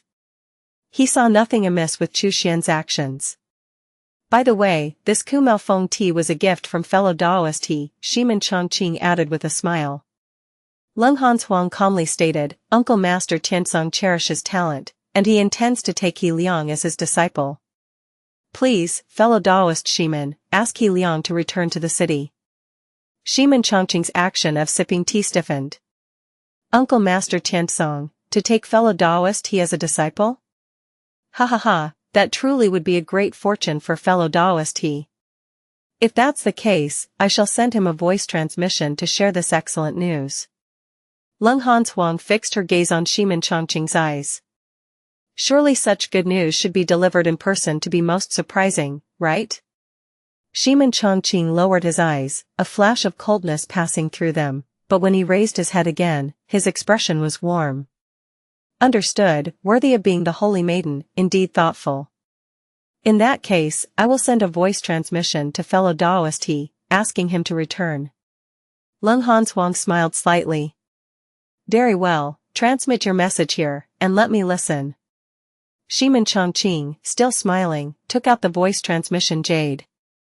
Fellow Daoist He, are you still hunting ancient beasts outside? Why not return and drink some tea? I recently acquired a packet of mountain clouds tea, said to be like descending into the clouds of heaven. I haven't opened it yet, waiting for your return to share it. Having spoken, he put away the voice transmission jade and looked towards Leng Hanshuang. Holy Maiden, were my words appropriate? Leng Hanshuang nodded. Quite appropriate. Please, fellow Daoist Ximen, join us when the time comes. To be accepted as a disciple by a mighty divine cultivator like Uncle Master Qianxia is an immense honor. Ximen Changqing, still smiling, responded, yes, Holy Maiden, rest assured, I will be present. Only after Leng Hanshuang had left the city lord's mansion did Ximen Changqing's expression gradually turn cold. Leng Hanshuang had nearly forced him to send the voice transmission to He Liang, insisting that it be done immediately, quite aggressively. As a nascent soul cultivator, did he not have any dignity? Ximen Changqing gave a self-mocking smile. The other was a holy maiden from a 6th-tier cultivation sect. How could he, a mere 3rd-level nascent soul cultivator, compare? Dignity. Indeed, there was none. Ximen Changqing sipped his tea. Bitter, truly bitter. Why does sweetness never come? I wish to stay out of conflicts, yet I'm always drawn in. Now, I might even lose someone to share tea with. He Liang, no matter who you are, I hope you can discern the subtleties in my words. Inside a cave outside Heavenly Sword City, Chu Xian appeared once again. He surfaced every few days to receive voice transmissions from Yize. From these messages, he learned that Leng Hanshuang had been searching Heavenly Sword City for several days, not for the Taotai tree seed, but for the killer of Yun Zhongyu. Chu Xian pondered briefly, then connected the dots. The Taotai tree seed is far on Blue Star, and with a nascent soul cultivator's divination power, it's indeed impossible to pinpoint its location, he thought.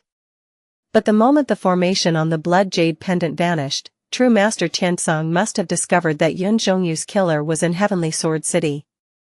That's why Leng Hanshuang came to Heavenly Sword City to search for the murderer. Just then, Chu Xian received another message, surprisingly from Ximen Changqing.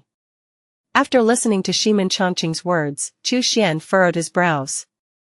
An invitation to drink tea? It sounds like something Ximen Changqing would say, yet not quite. After becoming a nascent soul cultivator, Chu Xian had often shared tea with Ximen Changqing and was familiar with his speaking habits. Ximen Changqing would not describe tea as a packet nor invite someone to drink tea, he always used the term enjoy tea. Most importantly, given Ximen Changqing's obsession with fine teas, if he had really acquired one of the reincarnation divine sect's 10 famous teas, he would not wait to drink it with Chu Xian. Instead, he would likely hide it away to savor it himself first. There's deceit here. Ximen Changqing is trying to discreetly send me a message. Who could force a nascent soul cultivator to convey a message in such a manner? Immediately, a face came to mind, Leng Hanshuang, the holy maiden of the reincarnation divine sect. It must be her. Chu Xian could even imagine her sitting next to Ximen Changqing, listening as he sent the transmission. Heavenly Sword City is to be avoided. With a shake of his head, Chu Xian returned to Blue Star. Chapter 232, The Extraterritorial Battlefield is About to Collapse. Plus, turn off reset. Chapter 232, The Extraterritorial Battlefield is About to Collapse. 10 days had passed.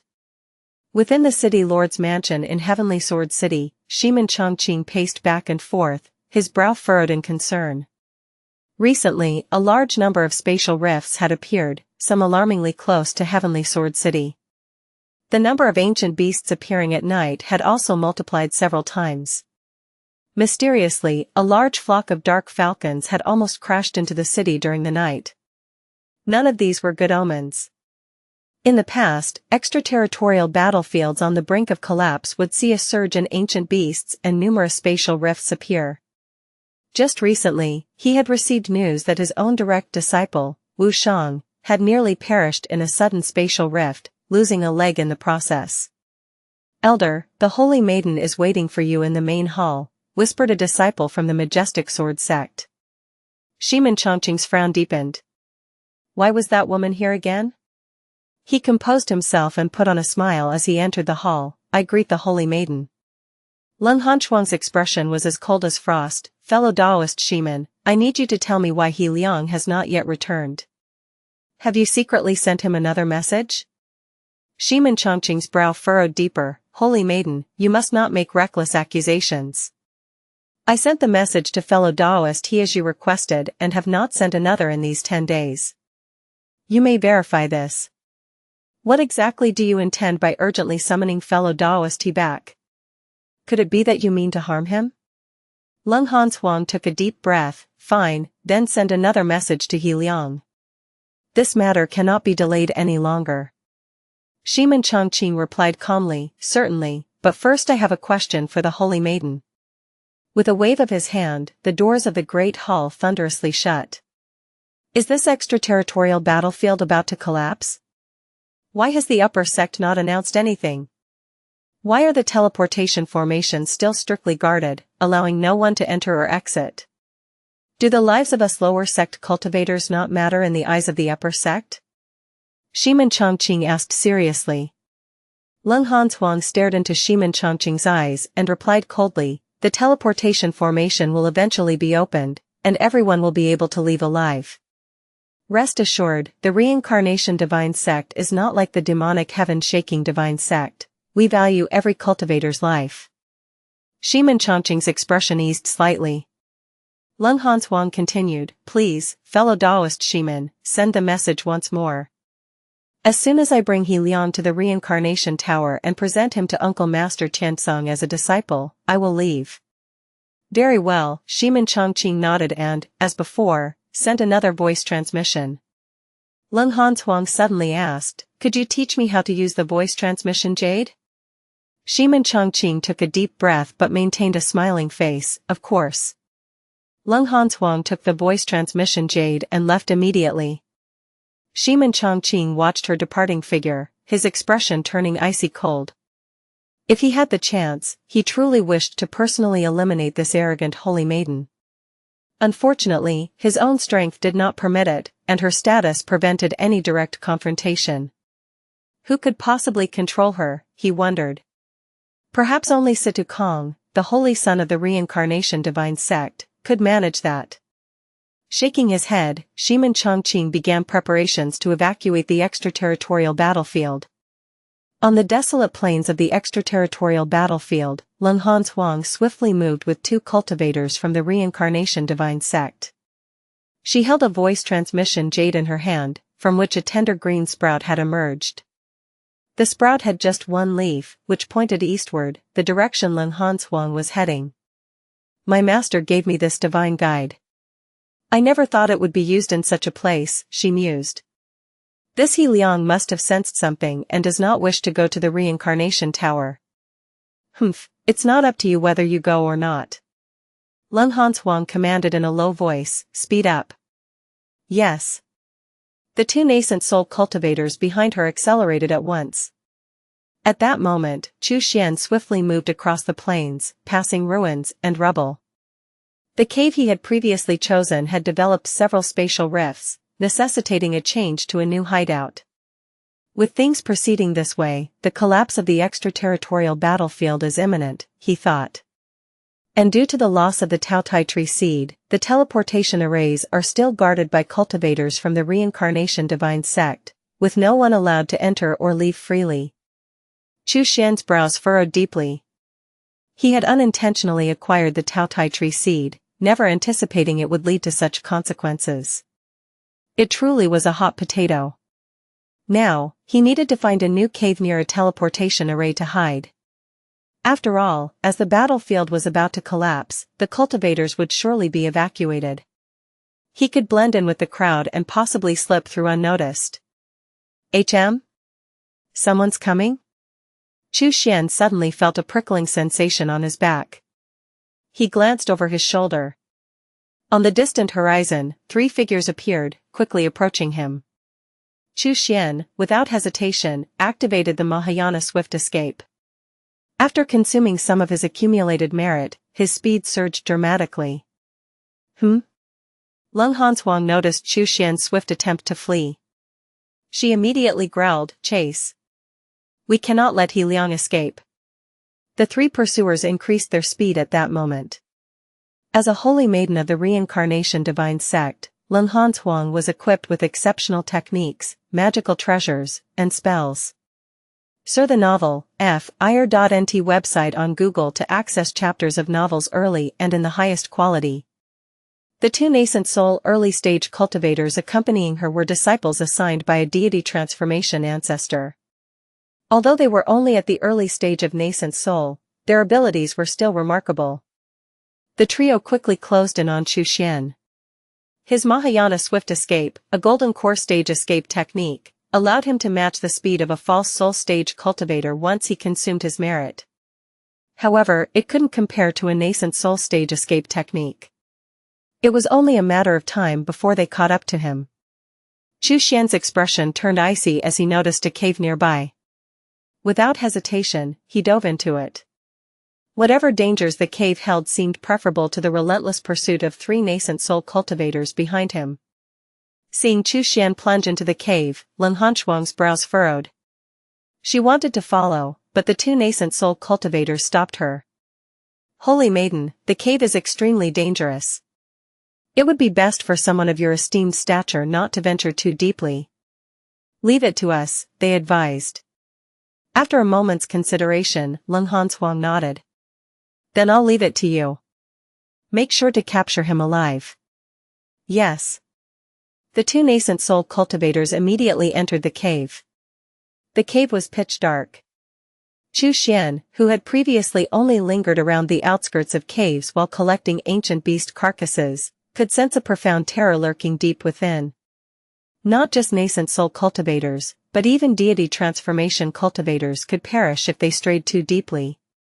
Yet, with his pursuers close behind and unable to escape to Blue Star through the blood mirror, he had no choice but to take this desperate measure. However, Chu Xian did not venture deep into the cave. Shortly after entering, he sharply turned and hid around a corner. He took several deep breaths and employed the abyssal return method to suppress his aura as much as possible. But having used too much spiritual qi just before, it was difficult to stabilize his aura quickly. "He Liang. Uncle Master Tianzong values your talents and wishes to take you as his disciple. Do not miss this opportunity. He Liang, why run upon seeing us? How can you miss such a tremendous opportunity?" Voices called out from the entrance of the cave. Chapter 233, Why Must You Force Me? Hearing their words, Chu Xian couldn't help but sneer inwardly. Value talent? Take as a disciple? A great opportunity? Their minds were indeed corrupted. True Master Tianzong, that devourer of men who spared no bones, would never truly value anyone's talent. If he naively believed such words and went to the reincarnation tower, he was certain it would lead to his utter doom. These 2 are very close, the distance is minimal, and I can only slightly conceal my aura, not completely hide it, Chu Xian thought to himself. If they keep advancing, they are bound to discover me. Now, I must strike like thunder.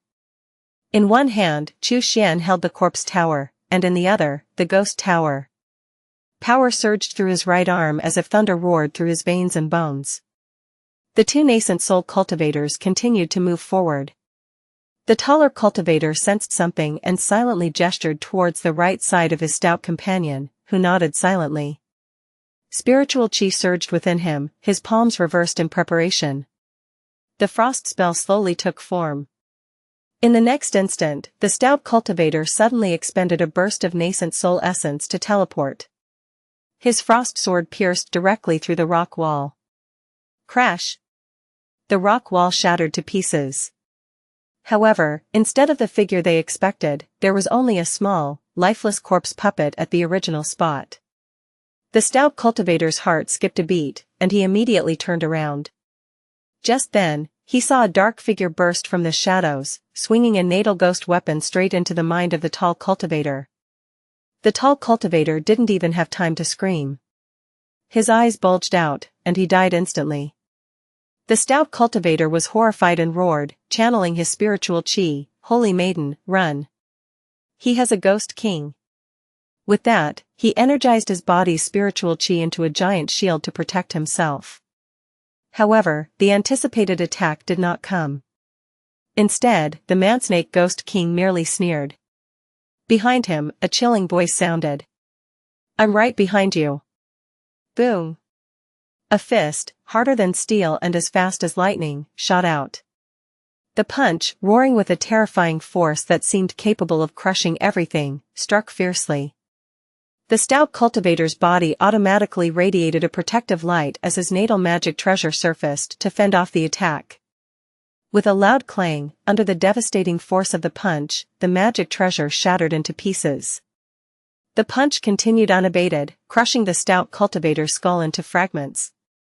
Chu Xian swiftly collected the remnants of the two cultivators, sorting their possessions with a flick of his hand.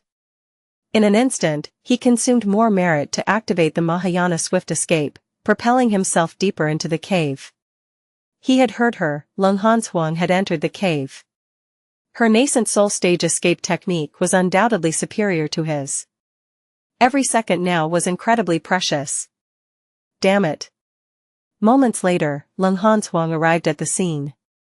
Only a pool of blood remained, the corpses of the two nascent soul cultivators had vanished.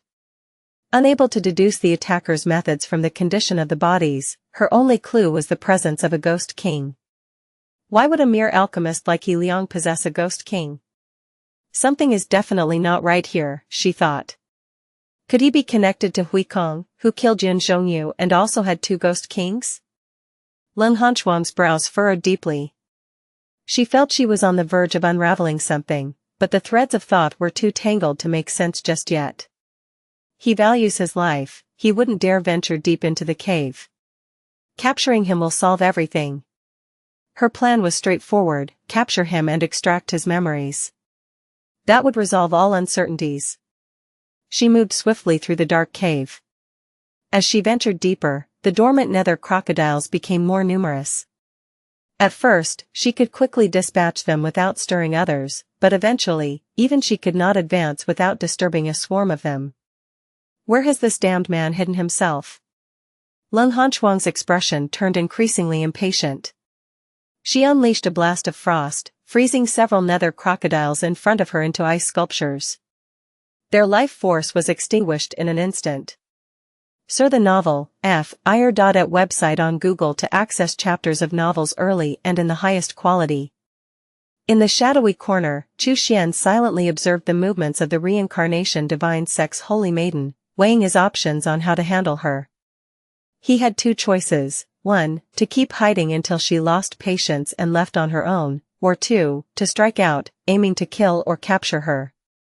This Holy Maiden of the reincarnation divine sect must have numerous trump cards, possibly even treasures bestowed by an astral projection ancestor. Killing her would surely be difficult, he reasoned. Even if I managed to kill her by chance, the reincarnation divine sect would definitely be alerted. They would then likely tighten security at the teleportation formations, making my escape impossible. Rather than taking aggressive action, it might be wiser to wait quietly.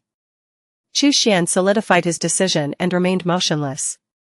Although he commanded two ghost kings, a corpse king, and had the strength of the 31st layer of body refinement, facing a holy maiden with numerous resources at her disposal, he estimated only a 60 to 70% chance of victory.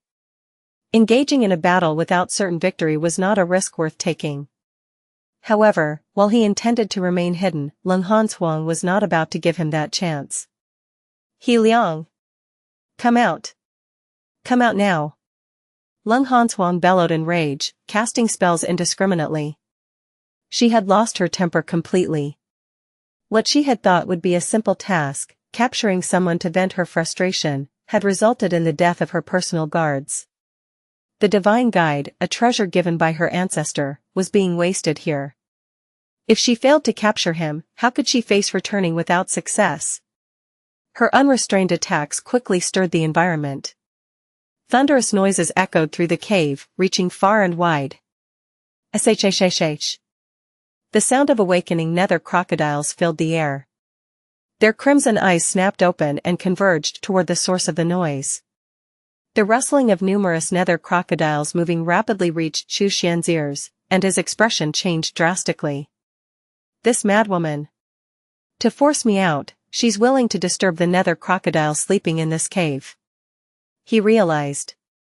She might even draw out the dark falcons and dark devouring worms from deeper within. This could potentially lead to a situation where they both perished. No, not a mutual destruction. Chu Xian quickly regained his composure. As a holy maiden, Lenghan Huang undoubtedly had life-saving measures at her disposal. Her confidence in stirring up the ancient beasts was a testament to that. Faced with a horde of ancient beasts, he knew he couldn't linger without being forced out. What should he do? Could he escape using the blood mirror? Crack! Suddenly, a section of the rock wall in front of Chu Xian silently vanished. His scalp tingled. Spatial rifts. More and more spatial rifts were appearing. Indeed, disturbing a large number of ancient beasts was leading to an increase in spatial rifts, which would ultimately trigger the collapse of the extraterritorial battlefield. He must not use the blood mirror to leave from here. If he did, he would never be able to return to this world of cultivation for the rest of his life. The only option left was to kill Lenghan Huang, burst out of the cave, and escape the battlefield via the teleportation formation. Chu Xian took a deep breath. His gaze turned icy. I've never liked conflict. Why must you force me? Chapter 234, This man is a body cultivator. Plus, turn off reset. Chapter 234, This man is a body cultivator. As Chu Xian watched the silhouette recklessly casting spells, he held his breath and inched closer. He knew well the means he had to combat a nascent soul cultivator. His spells, fueled by spiritual qi, were merely at the golden core level and thus relatively ineffective. The methods capable of inflicting real damage on Lenghan Huang would undoubtedly be his 2 Ghost Kings, 2 arms, and 4 arms, and Hu, the Corpse King, along with his 31st layer physical cultivation realm and the devastating physical technique, the Great Extinguishing Thunder Fist. These techniques needed close-range execution to be most effective. Thus, Chu Xian needed to close the distance between them rapidly to unleash his lethal attack effectively. When he got within 20 zhang of Lenghan Huang, she suddenly focused her gaze, shouting, "Found you!"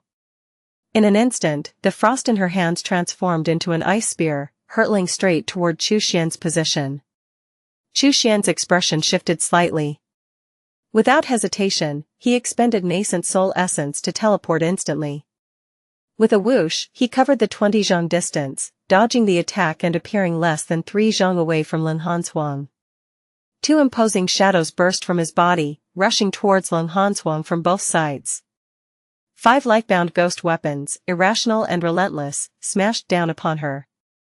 Lenghan Huang, without delay, activated a top-grade defensive magic treasure. A frost mirror appeared before her. Boom! A crack sounded, and spiderweb-like fractures appeared on the surface of the frost mirror. Another crack followed, and a nondescript pendant around Lenghan Huang's neck also showed several fractures. Her expression immediately soured. This pendant, a soul protection charm given by her ancestor to ward off psychic attacks, was incredibly precious and difficult to craft. She hadn't expected to underestimate her opponent's strength so gravely that even her soul protection charm had suffered significant damage. Chu Xian also frowned deeply. This Lenghan Huang indeed possessed numerous magic treasures. In just the blink of an eye, 2 top-grade magic treasures had appeared, including one that was extremely valuable for protecting the soul. 2 Ghost Kings, you must be Huikong, the one who killed Yin Zhongyu, Lenghan Huang said with a cold laugh. I've had such a hard time finding you. Icy crossbow. As she spoke, she waved her hands, and 3 streaks of light flew out from her storage bag, positioning themselves around her. Chu Xian focused intently as he recognized the 3 menacing giant crossbows before him, which held no bolts but arrows formed entirely of concentrated spiritual qi. He wanted to move, but the crossbows seemed to have a life of their own, locking onto his body with deadly precision, ready to launch their frosty bolts at any moment. This was not the end of his troubles. Leng Hanshuang slapped her storage bag again, revealing a small bottle in her palm. "Ein frost bottle," she shouted. With a burst, chilling air sprayed from the bottle, quickly enveloping the surroundings. Each breath Chu Xian took was like inhaling knives, slicing through his lungs. Leng Hanshuang smirked and slapped her storage bag once more, producing a long whip in her hand. This whip, wrapped in icy threads, emitted a bone-chilling coldness. Merely looking at it longer seemed to freeze both flesh and soul. "Cold Sky Whip," she announced, manipulating it as if it were an extension of her arm. It moved like a lively ice serpent, swift and fierce. Chu Xian was forced to repeatedly expend his nascent soul essence to dodge the Cold Sky Whip's attacks, his expression growing increasingly grim. Indeed, the holy maiden of a 6th-tier cultivation sect was formidable. Icy crossbow. Ein frost bottle. Cold Sky Whip.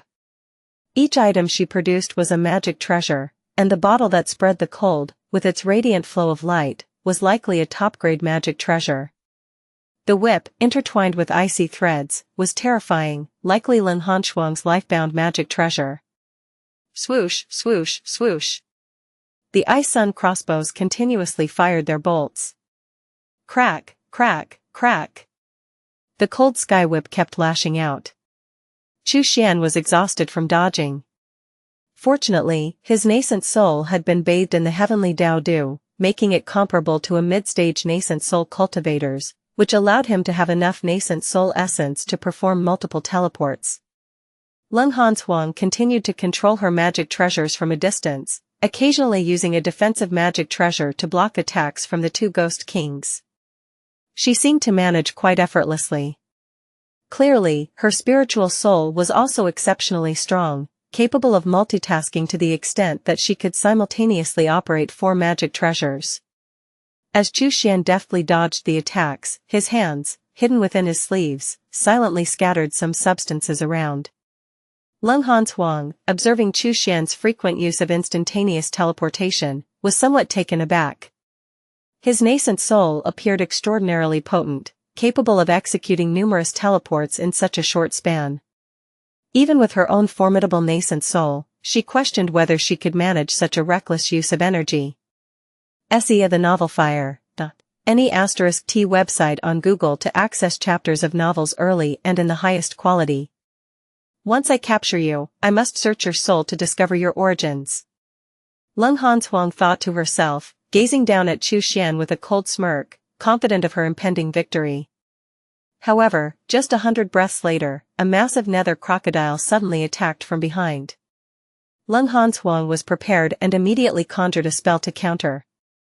But unexpectedly, she found her spiritual qi moving sluggishly, and the spell she intended to cast faltered. As the nether crocodile closed in, her expression darkened, and she had no choice but to slap down a gold thunder talisman. The talisman erupted with golden lightning, obliterating the creature into pieces. What is happening? Leng Hanshuang was both shocked and furious. Why had her spiritual qi suddenly become difficult to manipulate? Could she have been poisoned? More roars indicated the approach of additional nether crocodiles. Damn it! With her spiritual qi still not flowing properly, Leng Hanshuang resorted to using more talismans. Gold Thunder, Purple Ice, Black Vine, various nascent soul-level talismans were slapped down in rapid succession, like a torrential downpour. Just then, a streak of black light shot towards her. Dark Falcon, she identified. Leng Hanshuang reached for another talisman, only to realize she had exhausted her nascent soul-level talismans. She screamed and attempted to dodge, but her movements were slightly too slow. The somber falcon struck directly through her shoulder, leaving a gaping wound. With a muffled grunt, Leng Hanshuang staggered backward, retreating continuously. Only then did her spiritual chi finally coalesce into a spell. Boom! The ice spear erupted with force, shattering the somber falcon into icy fragments. Damn it! Truly damnable! Leng Hanshuang's face twisted with rage. It's my turn now. At that moment, a chilling voice echoed from behind her. It was Chu Xian, who had silently and seamlessly closed the distance during the commotion. Great Extinguishing Thunder Fist. Chu Xian suddenly unleashed his punch. The force of the punch surged like a dragon, carrying with it the fury of a long brewing storm. As his fist moved forward, the air itself seemed to roar under its burden, like thunder cracking the sky. Leng Hanshuang's pupils contracted sharply. With her experience, she could immediately tell, this was a strike potent enough to threaten a nascent soul cultivator. This man was a body cultivator. Chapter 235, You Cannot Kill Me. Caught off guard, Leng Hanshuang could only retract the cold sky whip. Her life-bound magic treasure instantly coiled in front of her like a giant python, ready to block the incoming attack. Boom! Chu Xian's great extinguishing thunder fist struck. Leng Hanshuang felt an indescribable force crash into her, the sound of her magic treasure cracking ringing in her ears. A sweet taste involuntarily rose in her throat, a clear sign that her life-bound magic treasure had been damaged, and she too had sustained injuries. The force of the punch pushed her back continuously until she slammed into the cave wall, halting her retreat. Behind her, a swarm of nether crocodiles converged, relentlessly biting and gnawing at her back.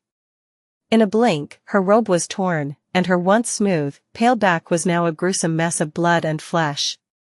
Leng Hanshuang screamed in agony. For the first time in her 232 years of cultivation, she felt the threat of death. This feeling was entirely new to her, igniting a towering rage within her. As a holy maiden of the reincarnation divine sect, she had never been subjected to such treatment. No cultivator had ever withstood her attacks. Everywhere she went within the sect's domain, all cultivators showed her the utmost respect. Even a deity transformation cultivator like True Master Qiansong addressed her as Holy Maiden. Now, she found herself cornered by an unknown minor cultivator, even facing the threat of death. Ice Sun crossbows. Fire at will. Leng Hanshuang shouted furiously. The 3 Ice Sun crossbows suddenly unleashed a powerful burst of icy light. Clearly, she was overtaxing the magic treasures, launching a desperate and powerful attack. Chu Xian, however, didn't even turn around. Instead, he forcefully raised his fists, unleashing the great extinguishing thunder fist repeatedly like raindrops. Thud, thud, thud. The cold sky whip emitted sounds of distress under the overwhelming force. Cracks appeared one after another. The immense power of his fists transmitted through the whip, striking Leng Hanshuang directly. Her chest compressed under the impact, sinking inward grotesquely. Face your demise. Leng Hanshuang bellowed in fury. She had realized the truth. This person had not used any nascent soul stage spells from beginning to end. Clearly, he had only recently ascended to the nascent soul stage and had not had the time to switch his techniques and spells. As for why his nascent soul was so formidable, she could not fathom, guessing that perhaps he had consumed some exceedingly rare heavenly materials and earthly treasures. Just as the frosty giant arrow was about to strike, a robust shadow suddenly burst forth from Chu Xian's body, charging straight toward the piercing cold light. Boom! The giant arrow pierced through the robust figure's body, but it got stuck inside and did not continue its trajectory. A painful roar erupted. Leng Hanshuang focused her gaze and felt her boiling blood nearly freeze. It was a corpse king. No wonder this man dared to attack her. This cultivator possessed an exceptionally strong nascent soul, was a body cultivator, and commanded 2 ghost kings and a corpse king. With such combat prowess, it was no wonder he could slay Yun Zhongyu. Die! Chu Xian roared. Despite his skin splitting and flesh bursting from exerting too much force, he continued to unleash punches without pause. This time, Leng Hanshuang truly sensed the approach of death. Her pupils shrank to their limits. You cannot kill me. Leng Hanzuang shrieked. Chu Xian instantly felt as if his soul was pricked by needles. At that moment, he realized she must have employed a soul technique. Had his own soul not been formidable, he might have been frozen in place for a long time. Life-Death Mystic Ice. Search * the novelfire.nt website on Google to access chapters of novels early and in the highest quality. Seizing the moment, Leng Hanzuang forced Chu Xian back, and, with a fierce shout, the mystic ice that emitted chilling cold burst forth from her delicate chest. In the blink of an eye, the mystic ice spread over her entire body, and she was swiftly encased within it. Chu Xian frowned deeply and threw a powerful punch. Bang! The rebounding force made him stagger back. He looked down to see his hand split open, blood flowing freely. Yet this so-called life-death mystic ice bore not even a single crack. Truly tough, Chu Xian muttered with a deep frown. He realized that after the life-death mystic ice had enveloped Leng Hanzuang, her aura had dropped to its lowest. She must have lost consciousness. This must be the final safeguard given to her by the reincarnation sect's astral projection patriarch. With the emergence of the life-death mystic ice, the reincarnation sect surely knows by now and will come to retrieve Leng Hanzuang. Chu Xian's mind whirred into action. In an instant, he made the swiftest decision, throwing Leng Hanzuang into the blood mirror.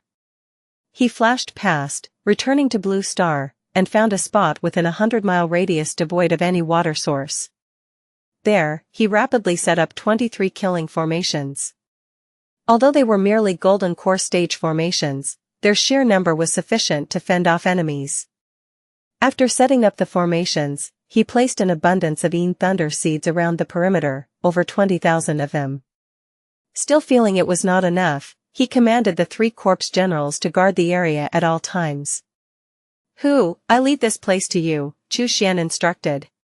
Despite a gaping hole in its chest and an ice arrow that hadn't yet melted lodged in it, Hu nodded vigorously and responded with a resounding roar. Satisfied, Chu Xian returned to the extraterritorial battlefield. He glanced at the surrounding caverns. As expected, more spatial rifts were appearing. Some mini nether crocodiles, with their ferocious faces, charged at him only to be swallowed by the suddenly appearing spatial rifts. Chu Xian's scalp tingled. He could feel the rifts surging towards him like a tidal wave. Run! He quickly retrieved the 3 Ice Sun crossbows and immediately activated the Mahayana Swift Escape, not caring about the depletion of his merit. Escaping at top speed was now of utmost importance. Meanwhile, more and more spatial rifts appeared across various locations. In cities like Righteous Tao, Heavenly Sword, Majestic Sword, and Celestial Sound, cultivators were walking down the streets one moment and the next, they were headless or missing parts of their bodies. Some shops that were there one moment disappeared completely the next.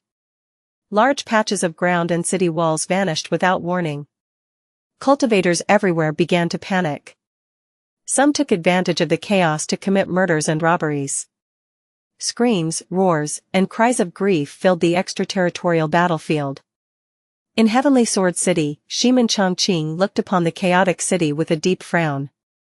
Wuxia and Sun Zhao, along with other cultivators from the Majestic Sword sect, gathered around him. "Have you gathered everything?" he asked. "Everything's ready," Wuxia and Sun Zhao replied in unison. "Let's leave immediately." "Head to our Majestic Sword sect's teleportation formation," Ximen Changqing commanded sternly. Yes. This scene was replicated in Righteous Tao City, Majestic City, Celestial Sound City, and others. Almost all nascent soul cultivators had anticipated the collapse and had prepared accordingly. Only those at the lower levels, the early Golden Core cultivators, were still unaware of what was happening and merely followed the crowds in an attempt to escape. Many were silently swallowed by the spatial rifts during their flight. Chapter 236, Return to Mystic Azure Star Plus, Turn Off Reset. Chapter 236, Return to Mystic Azure Star. Chu Xian burst forth from the cave and immediately headed towards the nearest teleportation array, his destination already clearly in mind. It was the teleportation array leading to Mystic Azure Star. Hence, Chu Xian discarded all his disguises, revealing his true appearance. On his way to the mystic Azure teleportation array, he saw throngs of cultivators rushing towards it, each one eager not to be even a step behind the others. Yet, spatial rifts could form randomly without any warning, and if a small rift appeared, one might only sustain minor injuries. However, a large rift could swallow a person whole. The terrifying prospect of running alongside someone one moment and then seeing them vanish the next was profoundly unsettling, giving one a chilling reminder of their own mortality. Chu Xian also witnessed a nascent soul cultivator, who had been leading the charge, get swallowed by a spatial rift in the blink of an eye, a stark and abrupt separation. However, Chu Xian found himself strangely spared from frequent rift occurrences. Even when rifts did appear, he was quick to spot and avoid them. He noticed that several monks from the Celestial Sound Zen Temple and sword cultivators from the Majestic Sword sect were also making their way to the mystic Azure teleportation array, and they too encountered fewer spatial rifts. Clearly, one's personal merit seemed to play a role in reducing the frequency of such rifts around them. Thus, Chu Xian's pace quickened, and he gradually caught up with the crowd. He had no desire to be at the forefront nor linger at the back. Blending into the crowd was optimal. The mystic Azure teleportation array was not far now. Within less than 2 hours, he had merged with the crowd and reached the array. However, it was already heavily guarded by cultivators from the Reincarnation Divine sect. Despite the pressing crowd, the Reincarnation Divine sect's cultivators showed no sign of yielding. The cultivators were stopped as effectively as a tidal wave by a sluice gate. Chu Xian looked towards the clustered Reincarnation Divine sect cultivators and discreetly moved to the back of the crowd. The blockade of the teleportation array was to secure the coveted Taotai seed.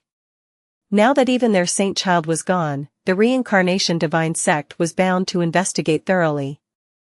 Under normal circumstances, no cultivator would be allowed to leave, but with the extraterrestrial battlefield on the brink of collapse, the pressure might become unbearable for the Reincarnation Divine sect cultivators, eventually forcing them to open a path. For now, Chu Xian's task was simply to wait. A nascent soul cultivator from the Reincarnation Divine sect surged his spiritual qi, his voice spreading far and wide. Divine sect orders. A precious treasure has been lost on this battlefield. The teleportation array allows entry but no exit. Everyone stay where you are. Do not move. Initially, the cultivators, intimidated by the authority of the Reincarnation Divine sect, dared not stir. However, as spatial rifts began to appear amidst the crowd, the increasing threat of death set them on edge. The crowd grew restless, and even the Reincarnation Divine sect's cultivators felt a tingle of fear watching the agitated masses. Look behind. Behind, someone suddenly shouted, drawing attention to changes occurring at their rear. Many cultivators turned to see the ground in the distance inexplicably collapsing, not merely collapsing, but vanishing as if a higher being had taken a bite out of the earth. The rifts were spreading toward the teleportation array, and soon, swallowing everyone was merely a matter of time. Seeing this, the cultivators' scalps tingled with horror. They glared angrily at the Reincarnation Divine sect's cultivators. Why won't you let us use the teleportation array? The extraterrestrial battlefield is collapsing. Let us leave. How can your sect commit such demonic acts? Please, make way. If you don't let us leave, none of us will survive. The number of cultivators converging towards the mystic Azure teleportation array continued to increase, now numbering over 300, while the Reincarnation Divine sect had only 10 cultivators, with just one being a nascent soul. In a direct conflict, they would be overwhelmingly outnumbered. The strategy of encircling yet leaving an escape was to avoid pushing someone into desperate, feral retaliation. Now, every minute of delay could cost lives, and no one wanted to be the next to die. Blocking the teleportation array in these dire times turned these desperate cultivators into wild beasts, not caring if their adversaries were upper sect cultivators. Anyone in their way was seen as a direct threat to their survival and had to be dealt with. Moreover, the Reincarnation Divine sect cultivators guarding the site also had to consider their own lives. The leading nascent soul cultivator's expression changed several times before he finally gritted his teeth. With a grand wave of his hand, he commanded, "Retreat." A golden core cultivator by his side whispered, "But if the higher-ups inquire?" "To hell with that. The battlefield is gone, the treasure is certainly gone, they can't blame us."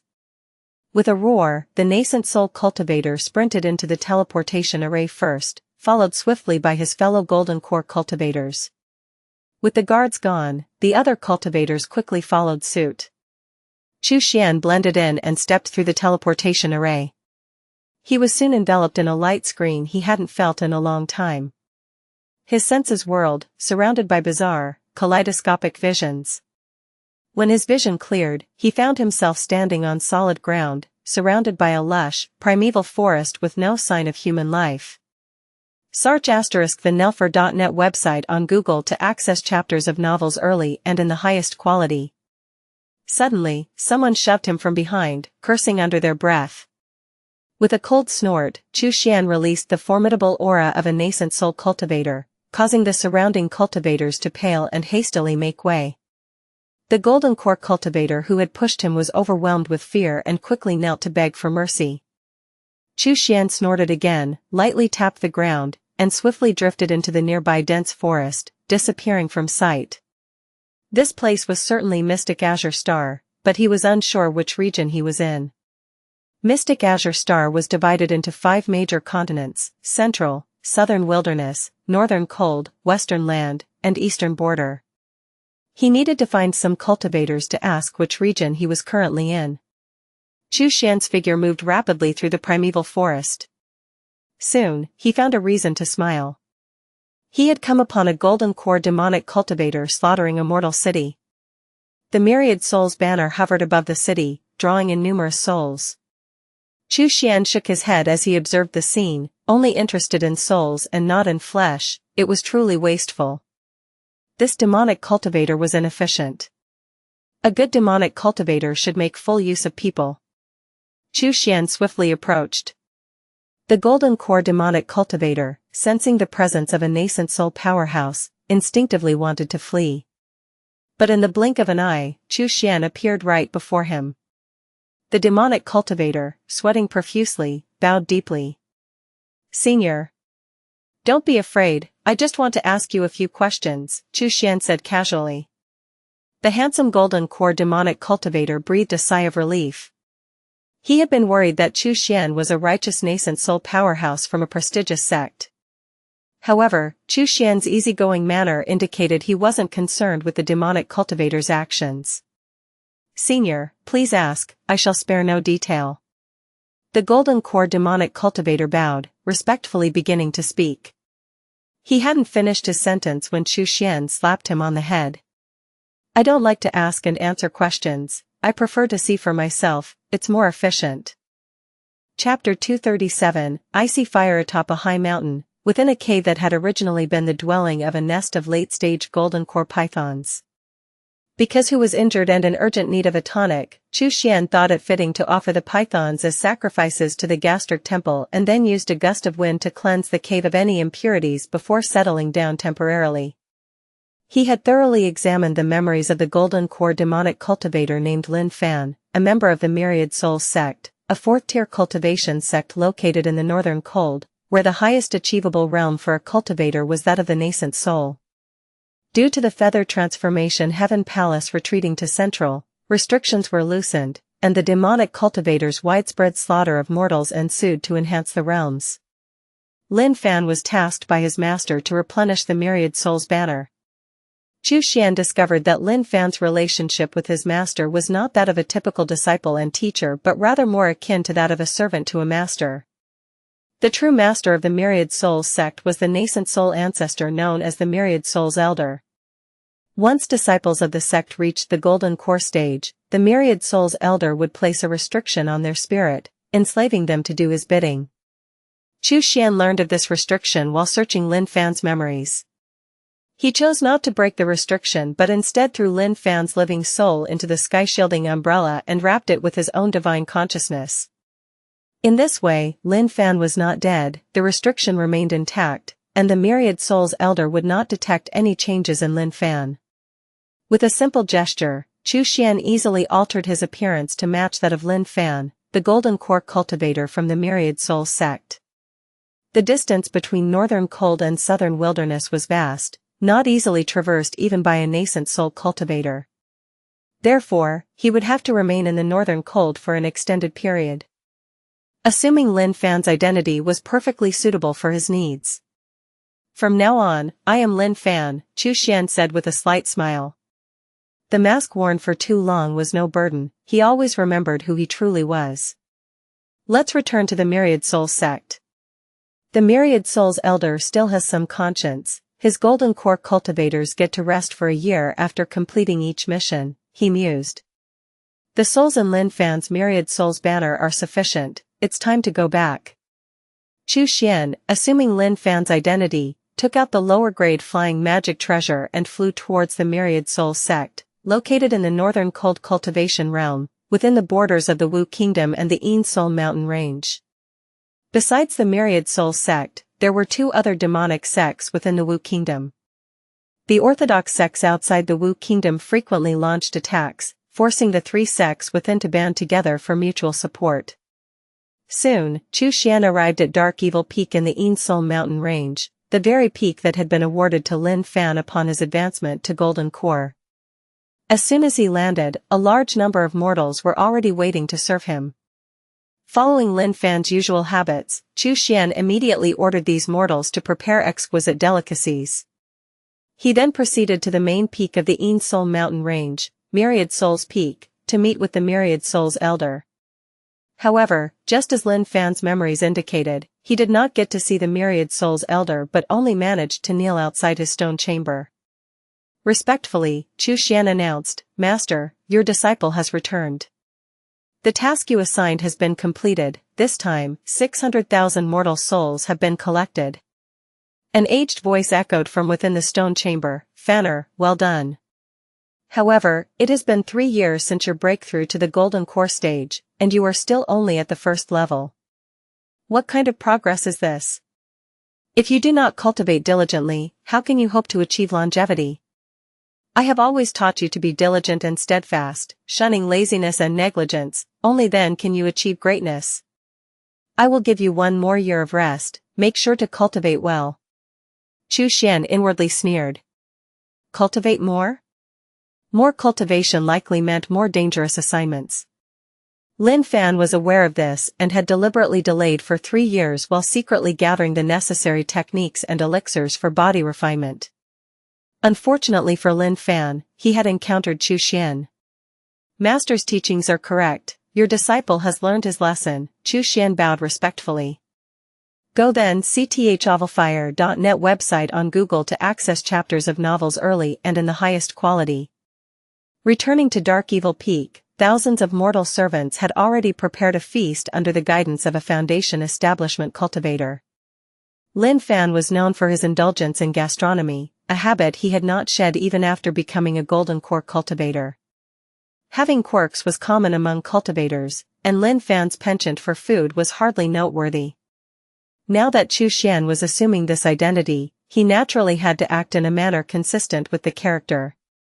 "Excellent," he remarked as he devoured the table full of spiritual food, nodding in genuine approval. The Foundation establishment cultivator, grinning widely, said, "Thank you for your praise, Elder Lin." Chu Xian nodded. This cultivator, named Wuxia, was a late-stage Foundation establishment cultivator who did not focus on combat but specialized in cooking spiritual food. It was for this reason that he had been brought here by Lin Fan to serve as his personal chef. Wuxia's culinary skills were indeed impressive. The taste of the spiritual food was far from the bland and flavorless fare at the Infinite Sect and had a hint of modern industrial sophistication to it. After finishing the spiritual food, Chu Xian stood up and instructed, "I shall be entering seclusion. Let no one disturb me." "Yes. I, Wuxia, swear to defend Dark Evil Peak to the death." Wuxia pounded his chest with great reverence, like a drum. Chu Xian nodded in satisfaction. Originally, Wuxia was merely an outer disciple with a modest spiritual root. Without his culinary skills, he wouldn't have even reached the late qi refining stage, let alone the foundation establishment. His entire cultivation base was granted by Lin Fan, to whom he was unwaveringly loyal, a fact that Chu Xian did not doubt. Inside the cultivation chamber, Chu Xian inspected everything and, as usual, set up the array. Only then did he use the blood mirror to return to Blue Star. Back on Blue Star, the oppressive sensation that weighed on him like Mount Tai finally vanished. What a terrible place that extraterrestrial battlefield is, I'm never going back. Chu Xian muttered to himself. However, he then clicked his tongue, remembering that he might need to return there in the future if he had a chance to advance to the deity transformation phase and needed to find divine objects for transformation. Cough cough, let's focus on breaking the life-death mystic ice first, he decided. Commanding the Imperial Sky Mirror, Chu Xian quickly flew towards the northwestern part of the Han country's imperial territory, over a vast desert. At the center of this desert lay the enormous block of life-death mystic ice, surrounded by more than 20 arrays. Long, Hu and Bao were guarding the site. Upon seeing Chu Xian arrive, they immediately ceased their wrestling and bowed respectfully. Hu, with the highest cultivation among them and standing at the forefront, respectfully reported, "Master, there has been no activity from the life-death mystic ice during this period." Chu Xian observed the large, still unhealed hole in Hu's chest with a pang of sympathy. "Does it still hurt?" he asked. Hu shook his head, "Not much. Eating more flesh and blood should help." Chu Xian nodded, "Eat as much as you need. As long as your wounds heal, it's worth it." Tears unexpectedly welled up in Hu's eyes as it knelt down. "Thank you, Master." Chu Xian nodded slightly and then approached the life-death mystic ice. Since it was ice, applying flames should certainly melt it, it was just a matter of time. Moments later, as Chu Xian watched the fiercely burning corpse refining blood fire, he began to smile. Icy Fire? Chapter 238, 3 Inquiries of Destiny, on Reincarnation Star, controlled directly by the Reincarnation Divine Sect and the largest and most spirit-chi-rich among more than 10 cultivation stars, there was a gigantic island in the midst of its boundless ocean. This island served as the residence for the high echelons of the Reincarnation Divine Sect.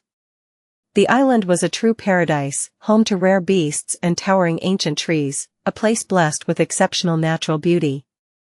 Only the most powerful, who had reached the deity transformation phase, or those of high status such as sect leaders, protectors, or the Holy Sun, could reside here. At this moment, when Ling Tian, an astral projection old ancestor of the Reincarnation Divine Sect, was pacing back and forth in the grand hall of the sect. Typically stoic and unemotional, his expression now was as grim as it could be. Suddenly, a figure flew into the hall. It was a deity transformation stage elder.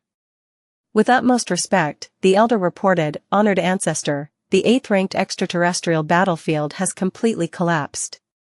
We have failed to locate the Taotai seed." When Ling Tian took a deep breath. "What about Han Huang? I sensed that she released the life-death mystic ice, she must have faced a great calamity. Did you bring her back?" The elder sighed. "Before the total collapse of the extraterrestrial battlefield, we sent multiple groups of cultivators to the cave to search for the Holy Maiden. 6 nascent soul cultivators perished in spatial rifts, and over 50 golden core cultivators fell to ancient beasts such as the nether crocodile. But we never found any trace of the Holy Maiden." When Ling Tian frowned deeply. "Impossible. The life-death mystic ice is extremely hard, even small spatial rifts cannot break it." The deity transformation elder offered a bitter smile. "Ancestor, we truly could not find her." When Ling Tian waved his hand dismissively, "Go." "Yes," the elder bowed respectfully and departed. As when Ling Tian paced back and forth, his frustration grew. Finally, he decided to take out a disc. The disc was engraved with the Bagua and embedded with 8 precious gems, each containing the essence of destiny. At the center of the disc was a still pool of water, his life-bound magic treasure, the Inquiry Heaven disc, specialized not in combat but in divination. Using this disc, when Ling Tian had risen step by step to his current exalted position. Expend 50 years of lifespan to inquire about the whereabouts of Ling Hanshuang, Wen Lingtian muttered as he manipulated the disc. The normally tranquil water surface began to stir but never settled down again. There was not even a fragmented image, not to mention any slight clue. When the water finally calmed down, everything was as it was before, except when Ling Tian had irreversibly lost 50 years of his lifespan. When Ling Tian furrowed his brows deeply, he took a deep breath and commanded in a low voice, expend 100 years of lifespan, inquire the heavens again. Around the inquiry heaven disk, 2 of the 8 embedded gems began to rotate, their energy cascading into the water. The surface agitated once more, like the sea during a tempest, but just like before, no image appeared. When Ling Tian felt a pang of pain. He had just thrown away 150 years of his lifespan for nothing, as if creating mere ripples in water, revealing nothing. Who could stand this? When Ling Tian glanced at his reflection in the water, noting several new strands of silver hair at his temples. With fierce determination, he growled, 300 years of lifespan. 3 inquiries of the heavens. This time, all 8 gems whirled vigorously, causing the entire inquiry heaven disk to tremble. The water churned violently as if a colossal, unseen beast was stirring the storm within it. A deep darkness began to emerge in the water, but before Wen Ling Tian could get a closer look, the tumultuous surface was forcefully flattened, as if an invisible giant hand had slammed down, completely smoothing over all traces of divination. Wen Ling Tian was left speechless. In his many years on the path of cultivation, he had never encountered such a situation. It's very far as if separated by 2 different worlds. How is this possible? The brief insight he got from that moment was the only thing he perceived. He felt so frustrated he wanted to spit blood. The whereabouts of Ling Hanshuang remained unknowable, as if she had vanished from this world forever. And he had irreversibly lost a total of 450 years of his lifespan. Even for an astral projection cultivator with over 6,000 years of lifespan, this was not a sustainable way to use it. When Ling Tian sighed deeply. One perilous level battlefield had collapsed, and another of the most extreme level ones showed signs of imminent collapse. The Holy Maiden had mysteriously disappeared, and the much-hoped-for Taotai seed was also gone. The heaven-shaking divine sect seems to be stirring, he murmured to himself. Indeed, it is a time of many troubles.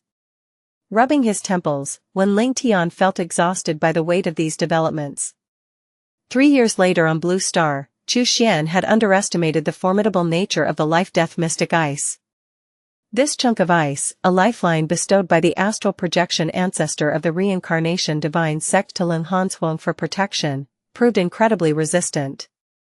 Despite 3 years of relentless burning by the corpse refining blood fire, only a small portion of the ice had melted. The life-death mystic ice was peculiar in its composition. It resembled a block of ice but was more akin to a translucent gemstone. Chu Xian decided to focus his efforts on enhancing the corpse refining blood fire instead. The color of the fire had deepened significantly from its original yellow to a dark golden hue. Chu Xian visited the soul star and brought back 2 million living souls, casting them all at once into the corpse refining blood fire. 2 million living souls should be enough for your advancement, right? He remarked as he sat outside the array, refining his physical body while keeping an eye on the fire. Another year passed, and the corpse refining blood fire underwent a transformative shift from quantitative to qualitative change. The dark golden color turned into a captivating dark purple. See the novelfire.net website on Google to access chapters of novels early and in the highest quality. The corpse refining blood fire had evolved into the blood eviling fire, capable now not only of burning the body but also scorching the soul. Chu Xian gestured with his hand, examining the dark purple flames of the blood eviling fire with satisfaction.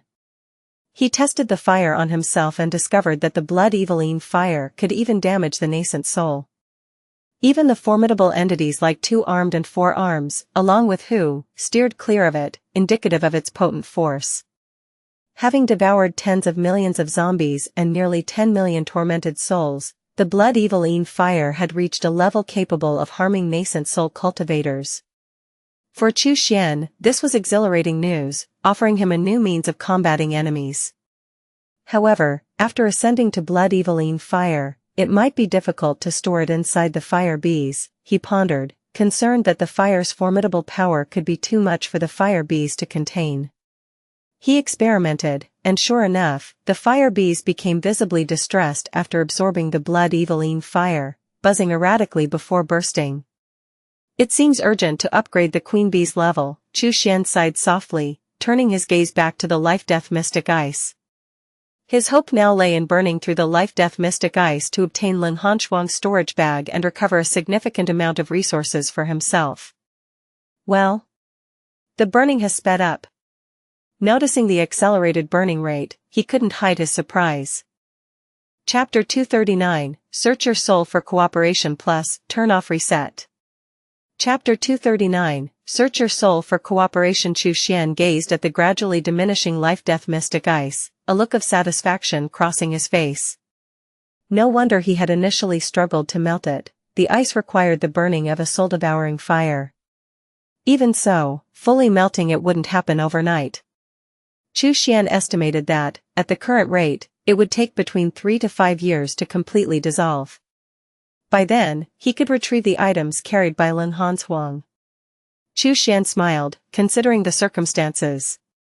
In the world of cultivation, the reincarnation divine sect would have soon located and retrieved the life-death mystic ice. For most cultivators, even encountering this ice wouldn't help, they couldn't break it. Chu Xian surmised that the ice could likely withstand attacks even from deity transformation cultivators, though he hadn't considered the possibility of it withstanding astral projection cultivators.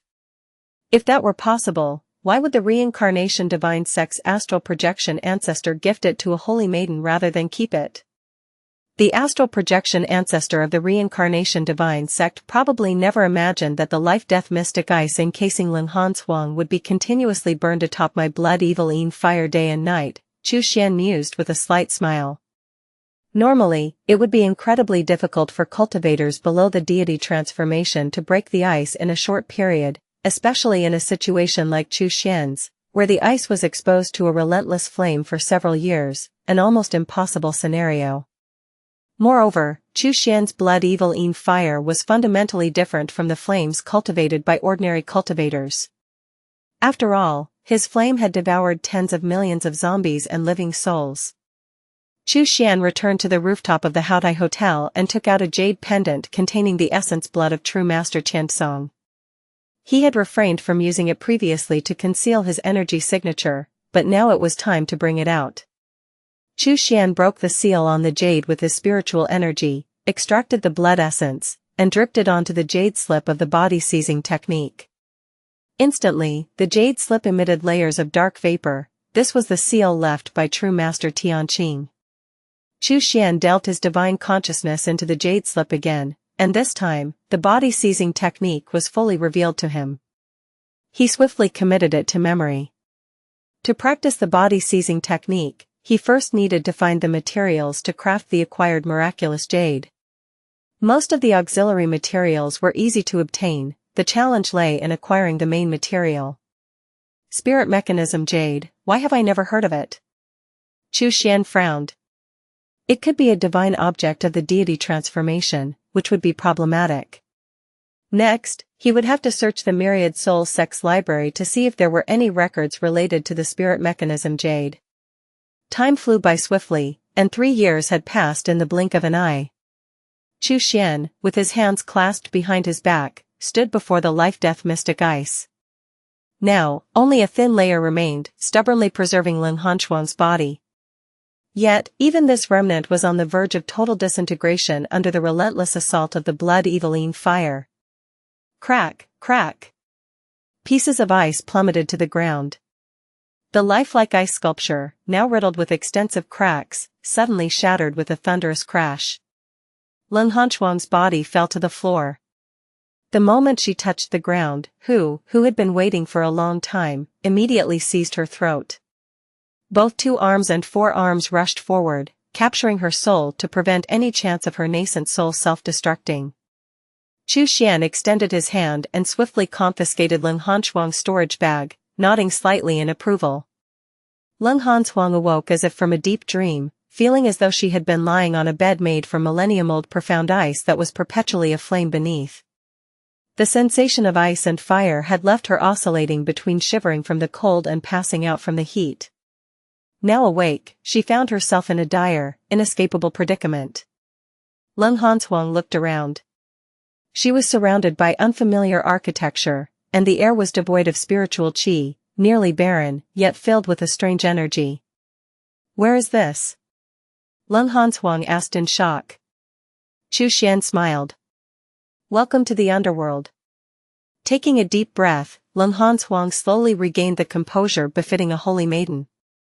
"I don't care who you are, if you kill me, you will face relentless retribution from the reincarnation divine sect.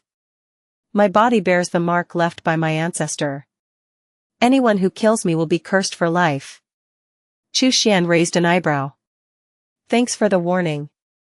In that case, I'll have someone else kill you." Lung Hansuang paused, confused. "What?" Chu Xian grinned. "No rush, I'm not going to kill you just yet.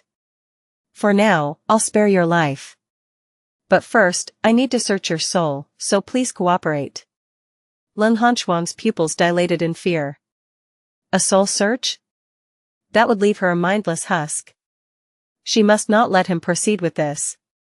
She instinctively tried to activate her magic treasures, only to realize that all her treasures had been taken.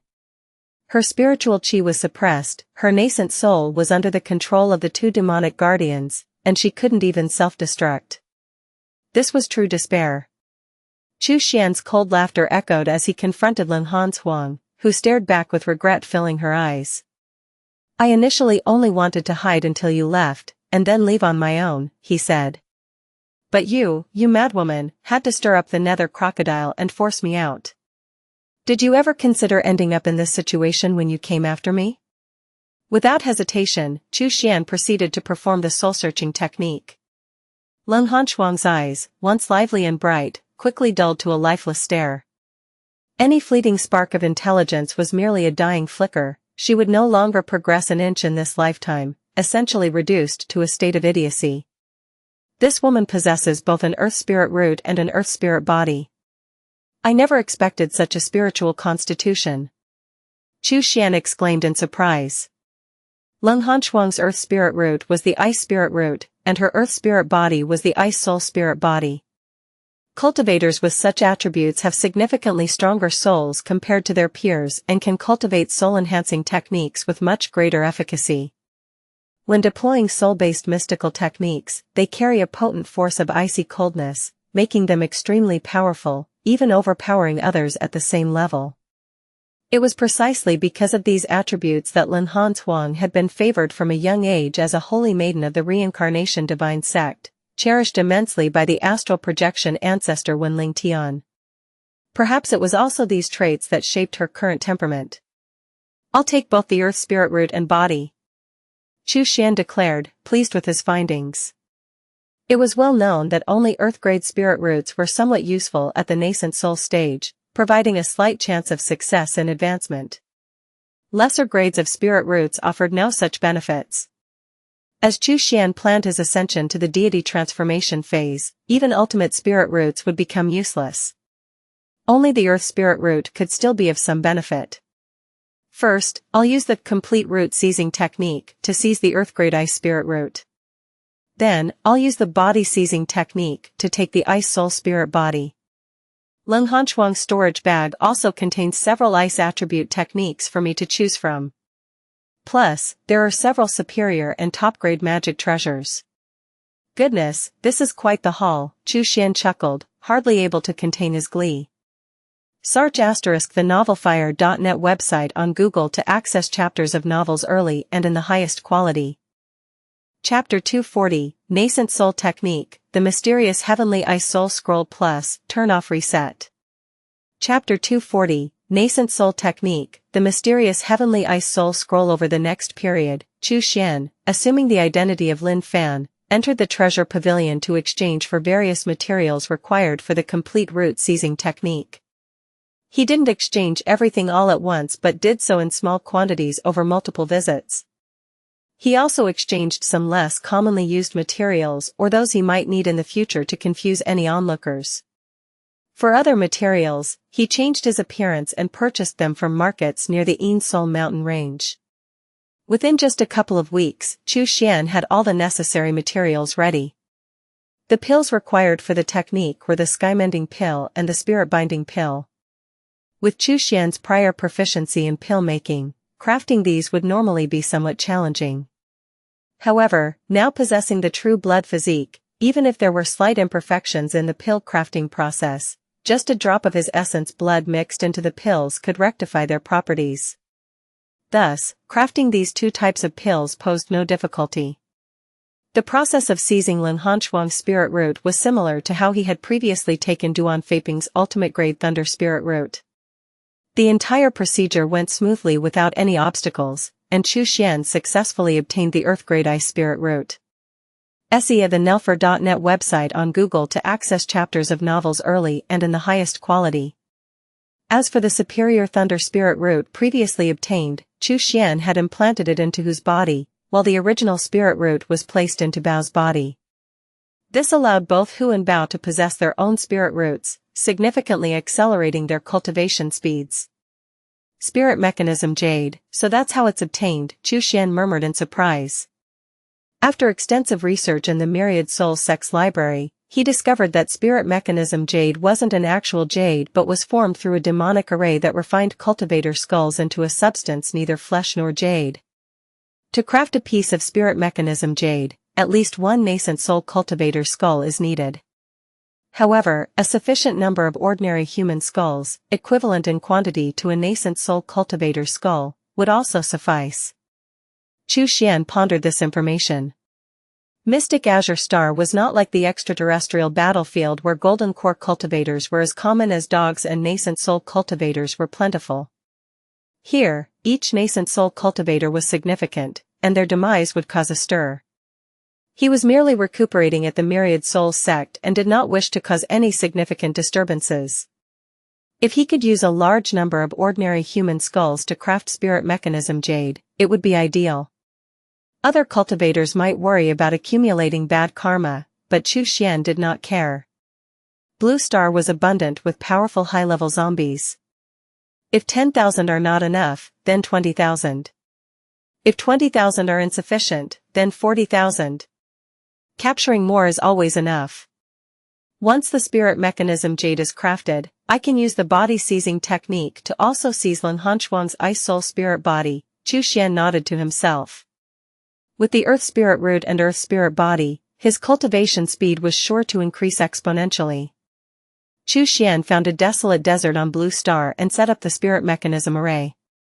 This array was not created by true Master Tianqing but had been devised by a great figure of the demonic path long before. It was specifically used to craft Spirit Mechanism Jade to hasten the understanding of techniques and scriptures. True Master Tianqing had made slight modifications to the original design, significantly reducing energy consumption and greatly increasing production capacity. This pleased Chu Xian, as the consumption of high-level zombies had been excessively rapid lately. After setting up the spirit mechanism array, Chu Xian ordered 2 arms, for arms, Long, Hu, and Bao to capture high-level zombies from across Blue Star and throw them into the array. He then sat in meditation near the array, beginning to study a nascent soul stage technique. Chu Xian placed the jade slip against his forehead and delved deep into contemplation. After a long while, he opened his eyes, thoughtful. The technique was named the Mysterious Heavenly Ice Soul Scroll.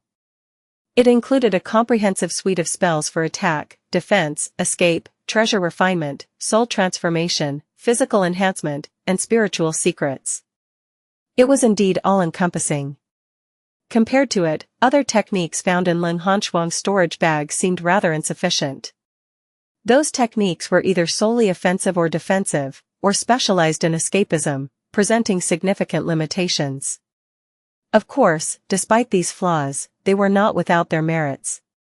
Chu Xian estimated that while he cultivated the mysterious Heavenly Ice Soul Scroll, he could also practice several other techniques in tandem. Selecting a few special techniques to supplement his primary practice would allow him to maximize his abilities. From Lin Hanchuan's memories, Chu Xian learned that the mysterious Heavenly Ice Soul Scroll was a secret core technique of the Reincarnation Divine Sect. The first part corresponded to the nascent soul stage. The second part was for the deity transformation. The third part was applicable to the astral projection stage. Lin Hanchuan, as a holy maiden, only possessed the first part. The second part was held by deity transformation elders, and not every one of them had it. Only those elders who had grown up within the Reincarnation Divine Sect, advancing from Foundation Establishment to Golden Core, and then to Nascent Soul and Deity Transformations, were privy to it. Deity Transformation elders who joined the sect later did not have access to the second part. The third part was exclusively in the hands of the astral projection ancestor Wenling Tian. After studying the mysterious Heavenly Ice Soul Scroll, Chu Xian was thrilled. Initially, he thought it was a standard righteous technique, but upon thorough reading, he discovered it contained a method to accelerate cultivation by absorbing ice souls. In the bitterly cold and dark places where Ron spirits wreak havoc, these spirits, over the years, condense a crystal within their bodies imbued with icy spiritual qi. These are not ice souls but ice soul crystals. To purify these crystals into pure ice souls, a special method described in the mysterious Heavenly Ice Soul Scroll must be used to remove the impurities and resentful spirits within them. Lin Hanchuan employed such methods to accelerate her cultivation. The Reincarnation Divine Sect, after all, controls over a dozen stars and can naturally find such bitterly cold and dark places. However, creating wrong spirits to produce ice souls damages one's virtue and can even incur karmic retribution. Thus, even Lin Hanchuan, as a holy maiden, couldn't obtain many ice souls, just 5 palm-sized pieces a month. Usually, she had to rely solely on her own spirit root and body for cultivation. Chu Xian, upon learning this, slapped his thigh in excitement. Why didn't anyone mention this fantastic opportunity before? Although Blue Star lacked a sufficient number of spirits, Soul Star had plenty and more than enough. All he needed to do was set up an array and guide the wrong spirits into it. Within at most 100 years, numerous spirits possessing ice soul crystals would appear, ripe for harvest. Chu Xian wasn't concerned about the impure resentful spirits within the crystals. He dealt with corpse spirits on a daily basis. What was there to fear from some impure malevolent spirits? If it could enhance his cultivation speed, he was willing to absorb these malevolent spirits daily. Chu Xian caressed the jade slip, full of praise. This mysterious Heavenly Ice Soul Scroll, just by its name, indicates it's a top-tier orthodox technique. Truly as expected.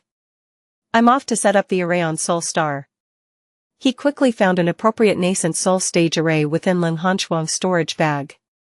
Wrapping the array plate with his soul, he immediately used a soul-splitting technique to separate this part of his soul and transported it through the soul transmission matrix to Soul Star.